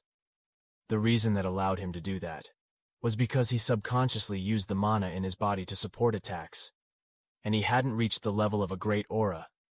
But he was happy that they survived and they didn't die. The owner was tensed. He even found it difficult to stand up from where he knelt before he found out about the attack. He was tired, and he thought it was actually heartless from school to send new students into the forest, where they could face such a monster. He wondered if he should cancel the course, because he didn't want to die. As he was contemplating his choice, Li Han, about the course, they heard another voice from behind them. The voice said that there was another hole in the forest and they had not get away. Then at that owner's question about whether he should leave the pathway or not to be sealed, because how could they meet two monsters in a day? They walked towards where they were and heard that sound, and they saw that there were quite a few students there. His students' lot and the team also consists of good students, so they decide to watch and see. How will they beat him? First team member who summons the courage to go turns out to be a Jinx hat. He is son of Dalkat House, and if Wardenaz House is known by Emperor in terms of great strength and power, the Dalkat House is known for its great calculation and intelligence. They can predict anything there is predictable, so they are advisor to the Emperor, and the other treasurers conclude. That will be skilled because he is of that class. San attacks the wild boar directly. He calculates the probability means the boar can fight back, and he boasts that no, maybe the wild boar can avoid its attack. But the monster avoided his attack without wasting much effort, and even threw it away. Adenart was also part of that team, and he went to war. He was afraid, but he decided to face it head-on as he did.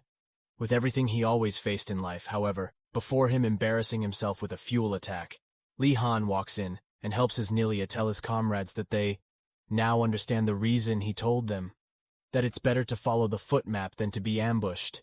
He appreciates, for teaching him well, and adding art comes to meet him. And then she appreciates stepping in to save them. And she tells him she happily answered it in such a noble way that Nilia wonders if they forgot that there are no nobles in their school. Offers to help her in any way he can to pay her back. And he tells her he has a request to make her wonder if he's trying to trick her, but when she insists on his offer, he asks her to say so, and she says that he wants her to recommend courses where he can get good grades. He insists that he is influential, and he will know things that other students don't. He considers her questions to be exams, because how the great Lee Han would ask for the class wouldn't take so much energy before Adenart could even give him a response. He heard an eerie voice behind him, and then telling him that he knew the type. Of course he looked for that voice coming with a great energy that seemed familiar to him. He recognized that energy, the same thing he felt every time he talked to his professor in his previous life. And when she changed, the person turned out to be Professor Yuri Gome. Yuri Gome confirmed that if she was looking for a class to join where she would get good grades, then the class alchemist would be the best. Then Lee Han refused, reasoning that he didn't think he has passion for the class. But Jürgen said he will formulate passion for her and he will make sure she gets good grades in class. But Lee Han is not interested in anything else. Students look at her with jealous. Imagine if a teacher had dragged you to her class on the first day at school. Lee Han left her with the excuse she hasn't tried another class yet. Then he told them that their classes had ended for the day, and told the others the team couldn't meet easily. They asked him if he sent monsters on purpose, and he said yes. He told them there was no way he sent them into the forest without guiding them. And then, that class was a test of what they would do. If they encountered a monster on their way to find herbs, would they run away? Would they face it? Or would they accept defeat? And their team did very well. The owner asked him, was he doesn't need any broken grass? And he tells her that he and his team can get 2 broken grasses. He is shocked, and he goes to hold them, and tells them they are a good team. He admits that he didn't even look for grass, and he didn't know they would find him. But since they did, he would give them permission to find him. He commented that it seemed that all of the students' talents were given to that team in his mind. He insisted that he would make sure that Lee Han took his course and became his student. And then he realized that he messed up, but he also knew it was very good when he supported a lecturer. So he decided to do good. Using that too, he told him that he would join the class. And at that time, he had started developing a passion for alchemists, Uragom. Passionate about his resolution, there is something very different. He feels that most students his age are rebellious, especially for people who come from large families. But that is not found in Lee Han, and he actively participates in things he is asked to do voluntarily. That spirit is different from what he saw in some of the other students. Other students get angry. They call the evil Uragom to send them to the evil forces to face Boris, all because he wanted to test them. He felt that if he rewarded Lee Han, others might feel like participating. He told them that he would reward and to kill 2 wild boars. And there was a cabin behind the school around the forest, and Lee Han had free access to the cabin, whose specialty didn't seem like something he would have to jump into. He had no idea what was in the cabin or what he would encounter there. Then, so that privilege seems like a disadvantage to him. Pirigo, noticing his fear, realizing that he has not made it clear what he meant, he explained that what most of the students are looking for right now is food, and in a week the students will start to rebel. Because short of food, the lion remembered that his tower was filled with noble children who were not used to hunger. So they were angry. And then, bliss-sounding gift, when Lee Han Happy's teammates help him carry the boy they had killed to the cabin. Animal alone, she felt her friends would not offer to help her. But to her surprise, the owner asked if she needed extra help, and she jumped at his offer. Nelia, who was also far away from them, saw that they were trying to process a boar. She called out to them, asking if they can do it since they are nobles, and they are inexperienced in such matters. Lee Han asks if Nilia wants extra meat, and if she does, then she should join them. She returns to them boasting that she will show them strength, a hunter who lives in the forest and knows how to cook and dissect animals. Aragon comes to meet them with all the ingredients and kitchen equipment they need. Then he was sure that it would go well because he had Yoner, whose family was good at handling goods, Anilia, who was from a family of shadow hunters beside him, and he would be fine. He was also good at cooking and dissecting animals. He had learned it from his maid, so he also did something else, seeing it that they never expected. A child from his house to have an interest in such a thing. Considering the rumors they had, heard them both wondering if they teach such things in his house, and contrary to what they believed about them earlier, after they finished skinning the meat, the owner suggested that they should cut them into small herbs and hang them on the branches. Lee Han reckoned it was only his third day at school, and they were all hungry already, due to lack of food, so he better adopt a way where he could store food for a long time, and it would enough for them. He decided what was best for them, smoking the meat, so they hung the meat over the fire. Part of smoking meat, whatever comment kept impressing him every second. He was glad he had them on his team. And before he headed back to his cabin, Lee Han asked him if he was hungry. Then he said that he was hungry, and Lee Han took the opportunity to ask him if he had some bread and butter for them as a present for his top students. He brought them some bread and butter, and even added a special gam that he made himself to it, that they have to eat until they are satisfied because they don't know when they will be able to eat much more. They keep on eating until they are full so they can eat no more. They thought they still had a few bags of food left, and there was nothing they wanted to do with it. Nilia suggested they could take it to their tower and give it to their comrades. But they both took it as a business idea. They decided that since the students in their towers are rich and they are hungry, they can do it. Selling food, Nilia protested. She said they don't have to sell it and they could give it to their friends. But their opinion on friendship was very different from Nilia. They told her that royals don't like free stuff, and gold coins is surprisingly both Lee Han and the owners share the same perspective on life, about finances and money, and they believe every business idea should be explored. They taunt him that friendship is temporary, but coins are forever. Uragam tells them to stop their voices. He looks at them and admits they are his best students, but he also thinks they will become troublemakers. Li Hen and Yona return to the tower, the Blue Dragon Tower, a tower located far away from the school, and every time he approached the tower, he would definitely be greeted by the scent of flowers and a lovely feeling. But that day, the scent of welcoming students was a bit different. It was the smell the food made the students wonder what they all smelled, and they came closer to have a look. Li Han and the owner smoked the meat, and both of them asked, "Have they eaten?" They asked what they were doing, and if it was possible to join them. Li Han told them the table they had set in front of them was for them, and they could all eat on condition that they would each pay 1 silver coin since they were children of a rich family. Seeing the opportunity to get food, it is happiness they all accept to buy, and they eat the food, like they eat something they don't know because it's been a long time since they shouted Wardenaz and Macon's name. Despite the fact that they paid for the food, Li Han was surprised that their business idea was so profitable. He never expected them to make that much sales and profit, especially since they were selling meat, about 3 times the number of people who would buy it outside. But Yona reminded him that students don't have a choice, and Li Han doesn't like they can get food anywhere else. While the other students were enjoying the table that was set before them, Gainando was in his room hungry. He felt he would soon die of hunger, and he finally came out to see if there would be a solution. He saw the others eating, and the owner called him to eat. He sat down to join them without asking whether it was right or wrong. Just as he was about to start eating, Li Han held his hand and told him that she had to pay 1 silver coin first, and that a noble should not be found eating freebies. She tells him that she has no money because the headmaster has thrown away her things and her room is empty. It wasn't a concern. He pulled out a credit contract and told Gainando to record it, so he would remember he owed it. After Gainando did so, he asked if he could now eat. He appreciated that and said he was happy and lucky enough to befriend someone like that. And he wondered, was that how friendship works? The day ended well for all the students in Blue Dragon House, and they were all happy. The next day they went for basic wizard character education. They wondered what the class was for. considering they were nobles, and they considered it the basic way in which a magician should behave as a child. So why should they be required to have a class like this in the academy? It seems they belittled their authority and power as nobles that the students talked about. How the academy had treated them before they heard their teacher's voice. The voice they heard made their bodies goosebumps. They realized it wasn't the voice of anyone other than the headmaster.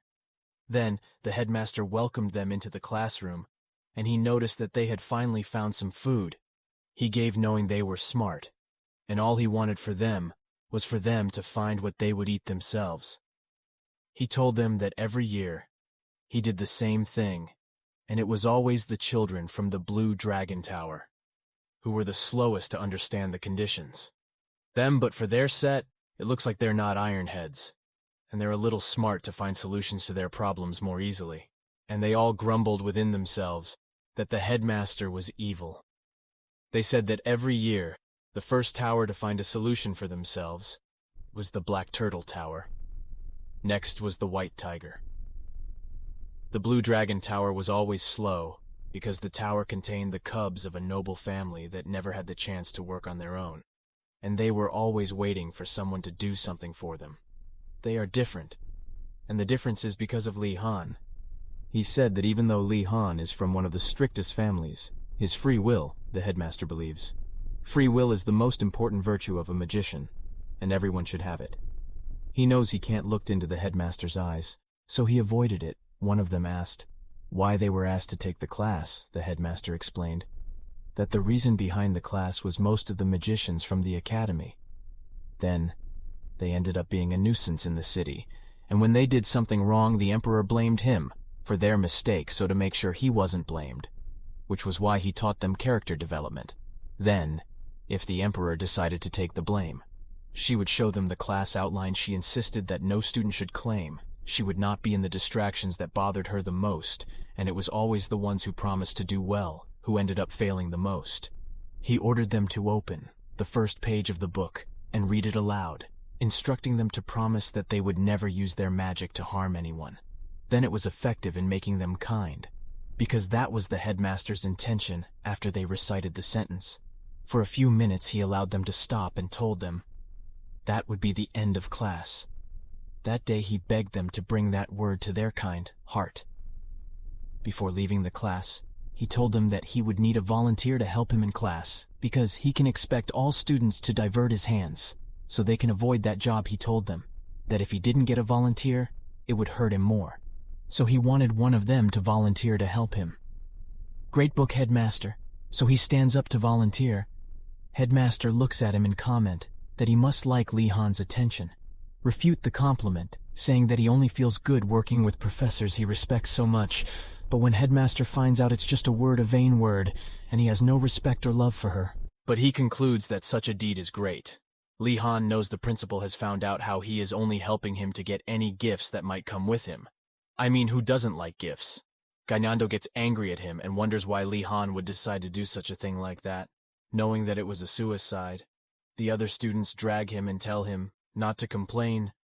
They say that they must have accidentally saved them all from what could happen. If there is no volunteer, Gainando insisted, he would not harm his good friend. So he also decided to volunteer. A Sam who felt indebted after Li Han saved him from the wild boar, and also decided to volunteer immediately. He raised his hand, and principal recognizes him as a boy from Dalkid family and says, he knows his family, he is calculating, and he wants him to help him too. Then, on escalation and during boar trouble and how is he standing now, he asks Assam why Asan decided to volunteer, but Asan tells him to pay him back for saving him in jungle. While it is okay to help him, he feel a Sayan. Then I shouldn't have gone that far, but San insists. They don't know the help in the deep house, which contains the safety rules, telling them that they must take the safety rules and make copies of them by writing them down. And the copies must be enough for the number of students in the class. Then he was angry. This copy could be made by the headmaster in the blink of an eye. If he used magic, then why did he want them to go through the pressure, writing by hand? Li Han looked at his colleague and wondered, would he not faint? He felt like he knew what the headmaster is trying to do by giving them the task. It's just like him challenging them to use magic if they find the job very stressful, and it makes them angry. Sadly, no one in the class can use light magic, which is easiest magic, making it partially impossible for either of them to use inscription magic. Then, he asked Li Han what he was going to do. It was clear that they could continue writing the rules, and he suggested that they could find something in the room that could help them, and since that hall was the hall of the professor, they could find something out when he asked him. Did he not think it would be theft? But he said that sometimes it takes a little, so volunteered to help him, and they searched the hall together. After searching for a few minutes, he found a shelf and felt that there was magic there. He called out to him and requested that they combine their magic to open the shelf, and when they did, the headmaster appeared to them. He told them that it was an illusion spell, and the fact that they discovered the spell showed him that they were no longer prepared to continue loafing around and writing stupid things. So if they want to improve faster, he shows them the first circle spell called low-level manipulation, and tells them that they have to use the spell to continue the task. Did he mean that a spell they had never encountered before had to be used in a hurry? The whole idea seems stupid to Sam, who is tired of the game, and suggests to Li Han that they should report the principal to the authorities. He claims that if they report together, the school will do something, and the principal will quit. But Li Han doesn't pay him any attention, and Pawn keeps looking at Li Han's book, telling him that reporting the headmaster is a waste of effort, and asks if he thinks it's crazy. It cares about reporting. So the best way they can leave that hall easily is for them to practice magic and got it. Otherwise, it would be a mission impossible for them. But Sam was encouraged and joined Li Han. He continued to use mana until he was exhausted, and since Li Han had Li Han without limits, he told Asan to rest. While he continued, he imagined he had a deadline for submission. It's the next day, and he needs concentration to write it. He focuses his concentration and emits white light, after he reaches the point where his pen starts to float. But San is surprised. Well, that is quite expected of someone in his family, and he must be very good. On the other hand, Happy Pen, it was floating, and he knew what he needed to do. Next was to point the pen at the book so it can copy another work. He tried to control it, but the pen flew out through the window and stuck to the tree. San asked him if he threw the pen flying, but he also wasn't sure about what he had done. He read a book of magic so that he would understand what was happening. He saw that magic had 2 points of difficulty. He read that to use math. After reading for hours, he had to constantly concentrate and control object he likes. And then, since he finished the most difficult aspect of the job, which is singing, he felt like concentrating and controlling. The pen wouldn't be too difficult for him. He tried it again, and he tried to hold the pen to make it work before he did. The headmaster came in. He asked them if they have reached their quota.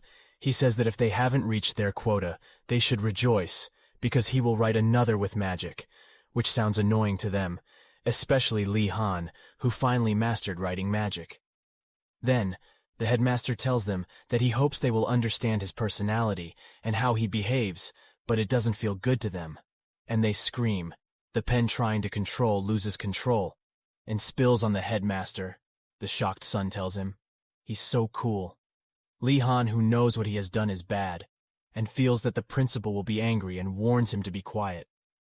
Headmaster looks at Li Han and comments that Li Han got better than him, thinks he said that he has to admit that Li Han is slightly better than Ironhead than his comrades. Li Han wonders if Headmaster will let go of his disobedience. He assumes that Headmaster the school was in a good mood that day and can try to talk to him. He better talk to the esteemed Headmaster and ask if he can teach him how to use writing magic better and control it easily. Then, control it. And Li Han answered firmly while looking at them as if he couldn't even comprehend their level. The headmaster told him that many freshmen were like him, and he did nothing bad. Magic energy, and he was satisfied that he had not done anything wrong.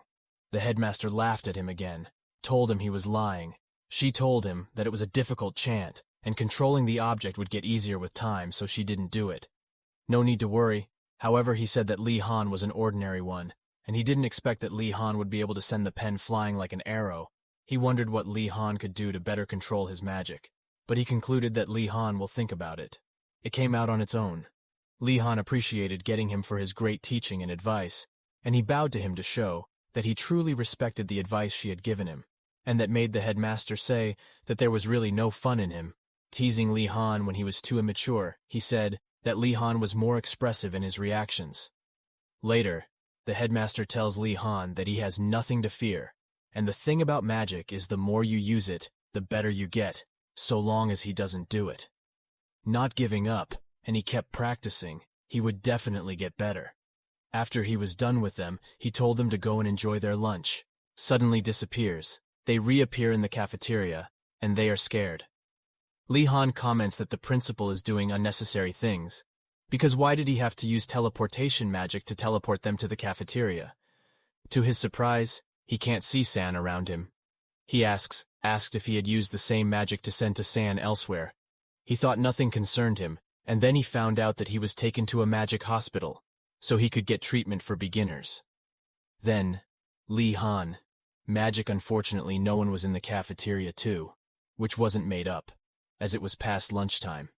And he had been using his own lunchtime to try to work on his food writing magic. Got to his table, and he saw it was the same food they had been giving him since they had moved on. He didn't feel that bad, as he still had some of the bacon he had stored away. It's his last hunt, and he can eat it later. He sits down to eat, and when he does, he sees His Majesty. He asks him what he is doing there, and when he turns to her, he asks if she needs it for anything. He brings her some files, and she tells him that is the file she asked for him, which contains courses, where she can get good grades. She collects it from him and appreciates him for trying to help her. When she opens the book, she sees the list of most popular lectures, and they include Basic Understanding, Basic Imperial Linguistic Alchemist Elementary Dance, and Socialization. Turned out that the list was not what he expected, or what he asked for. He asked him for a list of courses that were very easy to pass. But the list he saw was popular courses. He was also confused whether Alchemist Comprehension was really popular. He tried to imagine their dwarf professor, and since he was in his professor's good book, he thought he could go to Alchemist Comprehension class. So it was good, he tells the Admiral, that he thinks there is a misunderstanding as it is not the list he asked for. He reminds him that he asked for the easy list of lectures to get good grades, but the list of popular lectures, that he has given him the exact opposite of what he asked for. He didn't understand what he meant because of his understanding. Lectures can only become popular if people get good grades. But he explained to her that popular lectures are lectures that all the students go, which means there is so much competition, and it will make it even more difficult to get good grades. Then, compared to an unpopular lecture, at an unpopular lecture, they wouldn't be much in class, and there wouldn't be much competition, so it would be easier for her to get good grades. He told her that was what she meant.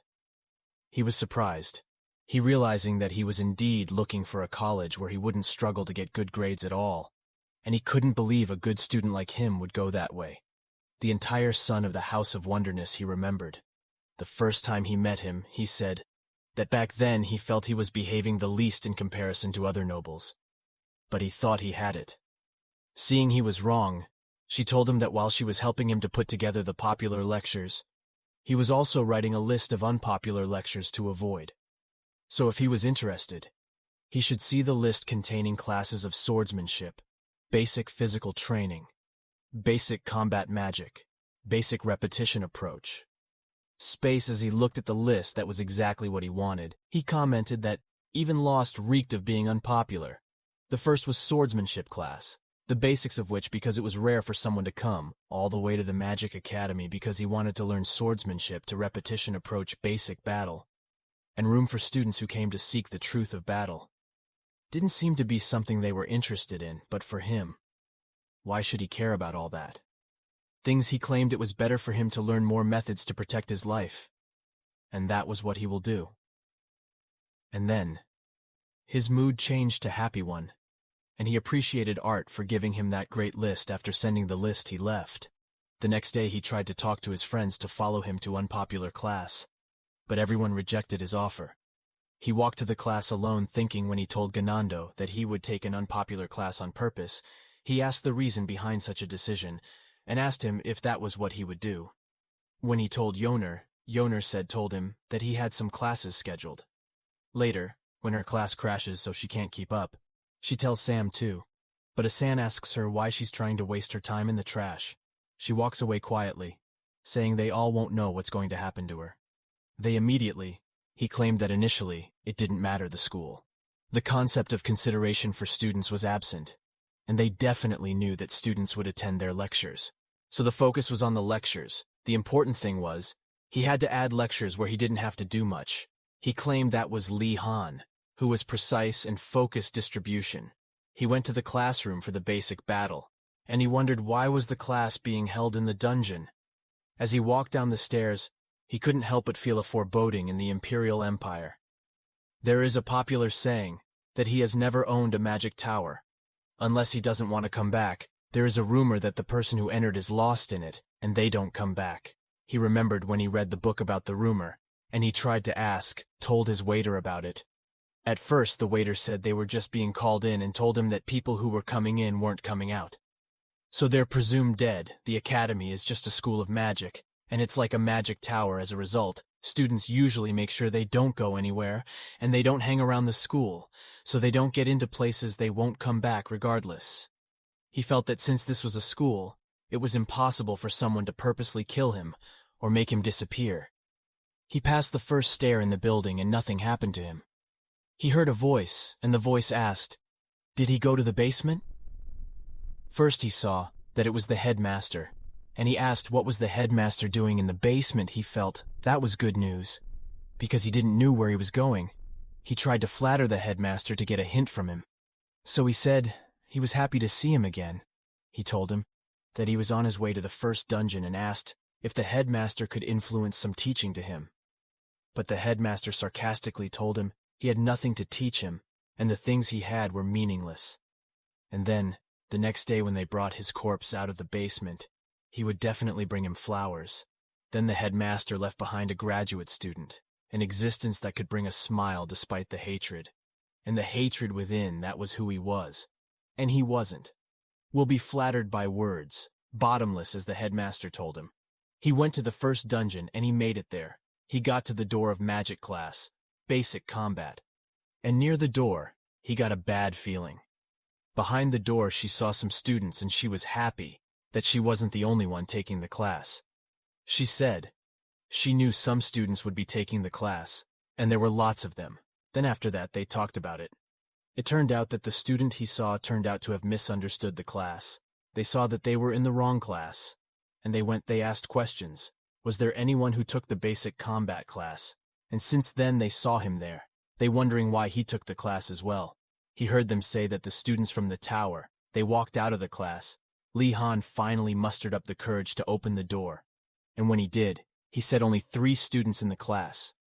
And the fact that he could see 3 students pushing him, but he heard students say they thought he came to class by mistake.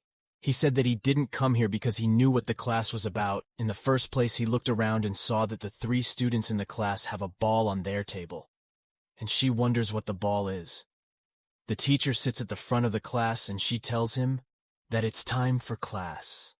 So he had to sit down. Lee Han was surprised to hear a voice from that corner because he didn't notice that there was someone sitting on that side of the room.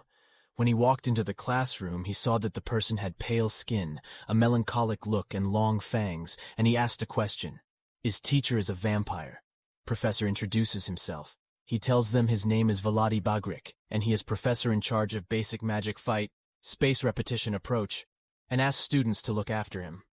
Then he explained to them that the objects on the table were orbs made from star spirit stones, and they were magic-sensitive ores. He further explained to them that when a constellation was at a certain point releasing holy energy, star spirit stones were the transformed ores from absorbing that energy. He gave them practice, and asking them to stand up from their seats and pour their magic energy into the ball in front of them. He wonders if they will be able to do the practice. Broadcast wonders if he will be able to do it.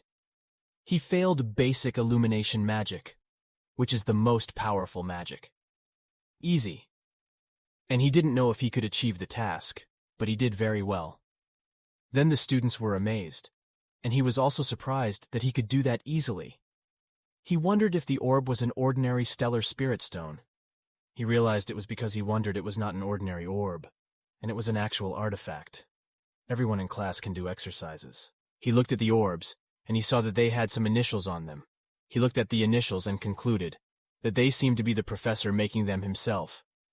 And then, the professor tells them that the ball is attached to their wool, so they can use their will to control it. Even though knowing they can control it, he also restricts it to make sure they don't use it to destroy the student class building. And after feeling relieved that they didn't risk ruining the class, the professor informed them that the restrictions he maintained didn't apply to them, so they had to be careful to make sure that they didn't break the ball and get hurt. Then, Lee Han was engrossed in trying to get the ball flying again. He commented that the professor was a bit difficult like other professors. He assumed that he would find it easy to do, and he said that even though it was an artifact, it was still difficult, and he didn't find it easy to move it, according to his wishes. Then one of the students managed to draw a circle, and he called the professor, who told him to do it repeatedly. They did it for several hours.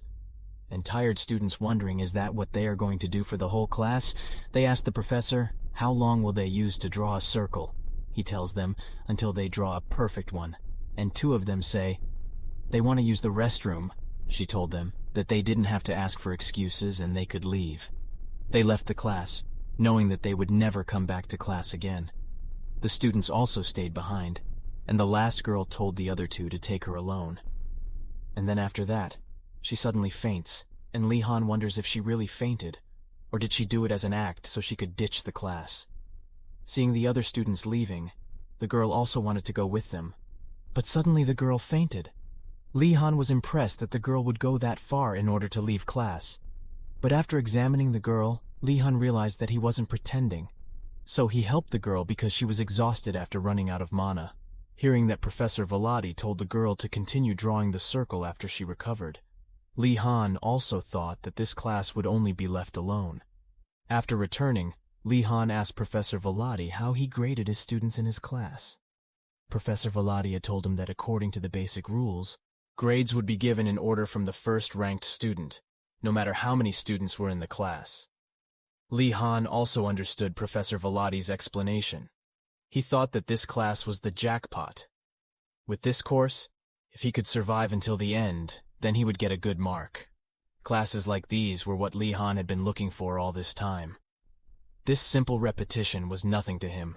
Seeing Lee Han persisting in his class, Professor Velati thought that his class would change. Every year, new students always flooded his class like a big wave. Yet they all always fled like low waves. Last year the class had 0 students, but Professor Velati didn't mind that. After all, his contract with the principal was to give lessons every year, not to find lots of students. Professor Velati always waited alone in that empty classroom every day and stayed there even after his class was over. However, a unique new student arrives and breaks that routine. A godly, handsome boy who, based on his demeanor and accent, looked like a son from a great family.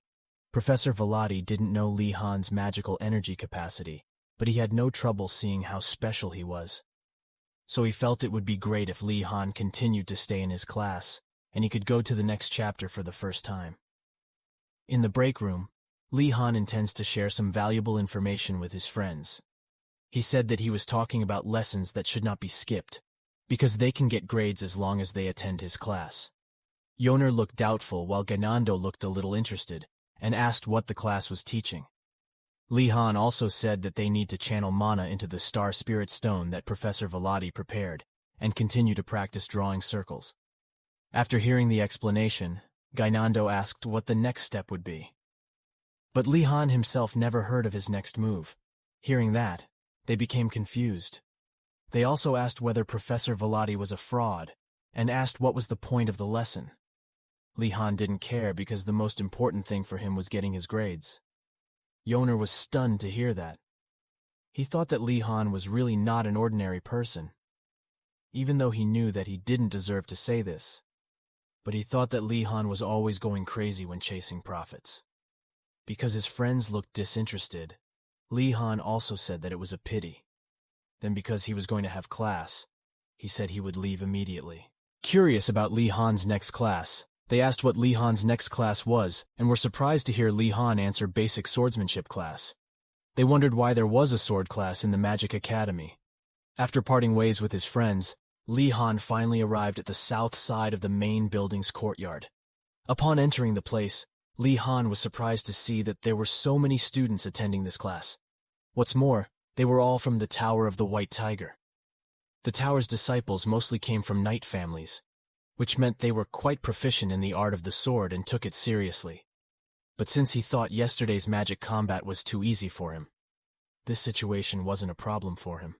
After all, he often studied the art of the sword. As Li Han passed by them, the students realized that Li Han was a student from the Tower of the Blue Dragon. They also knew that Li Han was from the Wardenaz family, so they were wondering if Li Han had come here because he had already learned a bit about the art of the sword from his teacher. They thought that Li Han had underestimated the art of the sword too much. Feeling the stares from the other students, Li Han thought that he had indeed heard that they glorified their swordsmanship, but they were even more hostile than he thought. But this was fine for him since they were just a bunch of teenagers. While Li Han was thinking like that, someone approached Li Han from behind and called out to him. The one who summoned him was an orc.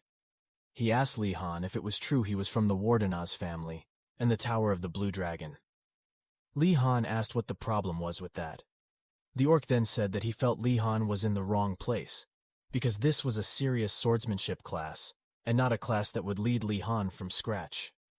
Hearing that Li Han maintained a relaxed face and thanked the orc for the information, the orc got irritated and warned Li Han that this wasn't the sword-swinging place the nobles always did. Li Han could be seriously injured if he joined the training because the students here would not give in for Li Han. Li Han also replied that he understood and said that when he fought the orc, he would be careful not to hurt the orc too much. Hearing Li Han's arrogant words, the orc became very annoyed. But suddenly the professor cleared his throat and called the students to gather in one place. When he saw the professor calling him, Li Han was shocked. The professor has a scar over the eye and a prosthetic leg. The professor introduced himself as Professor Ingerdell.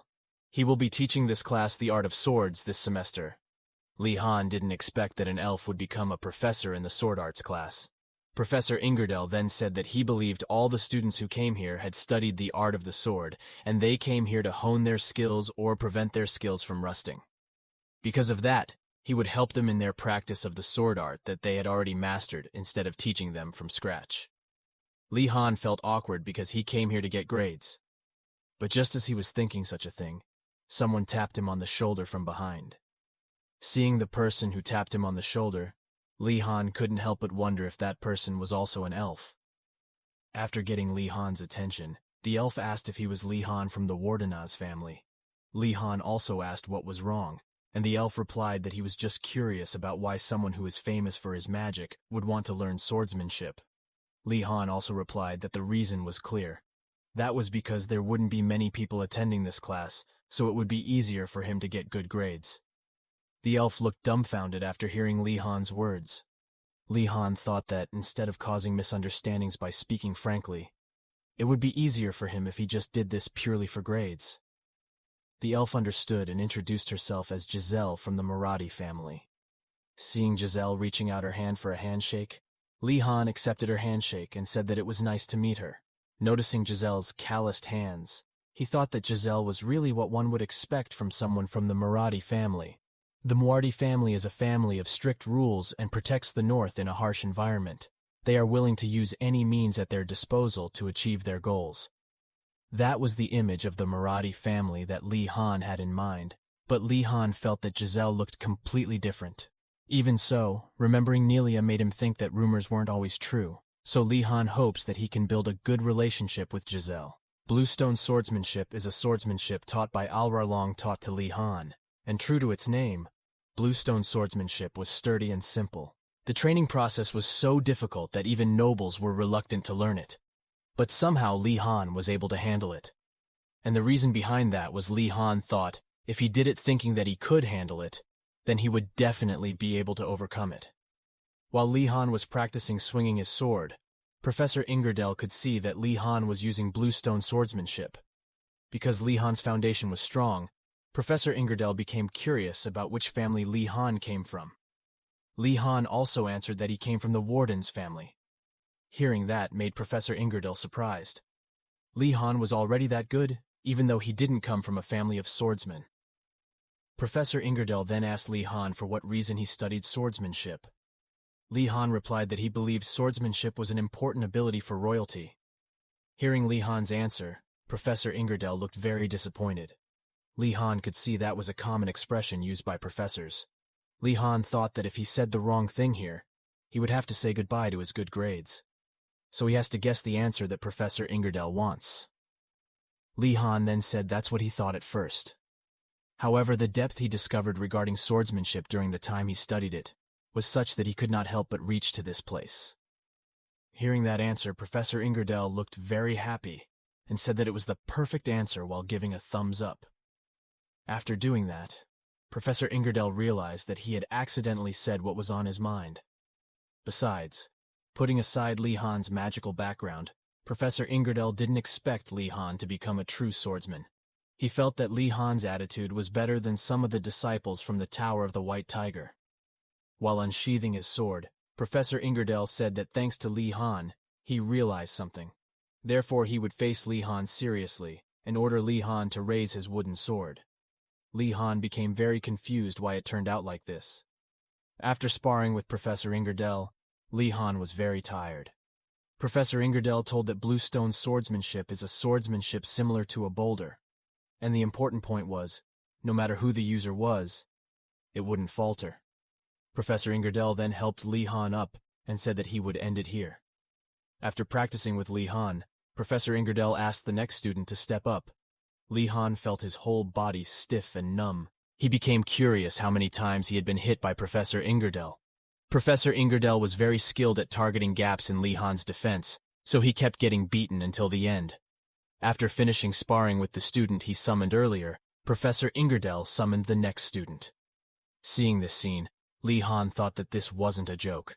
The disciples of the Tower of the White Tiger were people who would become knights in the future, but they were beaten so easily by Professor Ingerdell. If Alrarlong was a swordsman who was like a boulder and couldn't be moved, then Professor Ingerdell was like flowing water, even though he only uses fake arms and legs. In front of the exhausted students, Professor Ingerdell taught that if they were to use the Purple Cloud swordsmanship, then they would need to change a lot. The crux of the twin swords is more difficult and complex, so it is more balanced when they hold it. And Summit Moon swordsmanship is faster and sharper, so there's no shame in using their whole body. Li Han was impressed that Professor Ingerdell was indeed suitable as a professor. He even went so far as to know every swordsmanship each of his students possessed, and gave them personal advice firsthand.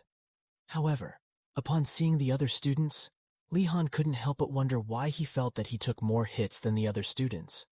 As soon as he saw the sky that was starting to enter the afternoon, Professor Ingerdell thought that it was time. He called Li Han and asked him to come forward. Anxious Li Han became curious as to why Professor Ingerdell had summoned him. After Li Han came to the front, Professor Ingerdell called Durgyu from the Choi family and asked him to come to the front. Li Han was also surprised when he saw the orcs that came forward. He remembered that she was the one who had asked him to fight earlier. After Li Han and Durgyu faced off, Professor Ingerdell ordered the two of them to duel. All the students present were shocked. They were so curious why it had to be the two of them. They weren't sure that this would be a fair fight. Hearing Professor Ingerdell's order, Durgyu smiled and said that he understood Professor Ingerdell. When Professor Ingerdell gave the wooden sword for practice, Li Han could see Durgyu's expression. Li Han thought that Durgyu was obviously looking forward to this just because Li Han was being nice to him. But now that it had come to this, Li Han had no intention of backing down at all. Li Han could have spent his time playing around, but the reason why Li Han chose to spend his time studying swordsmanship was simply for the sake of moments like this. With a confident face, Li Han raised his sword.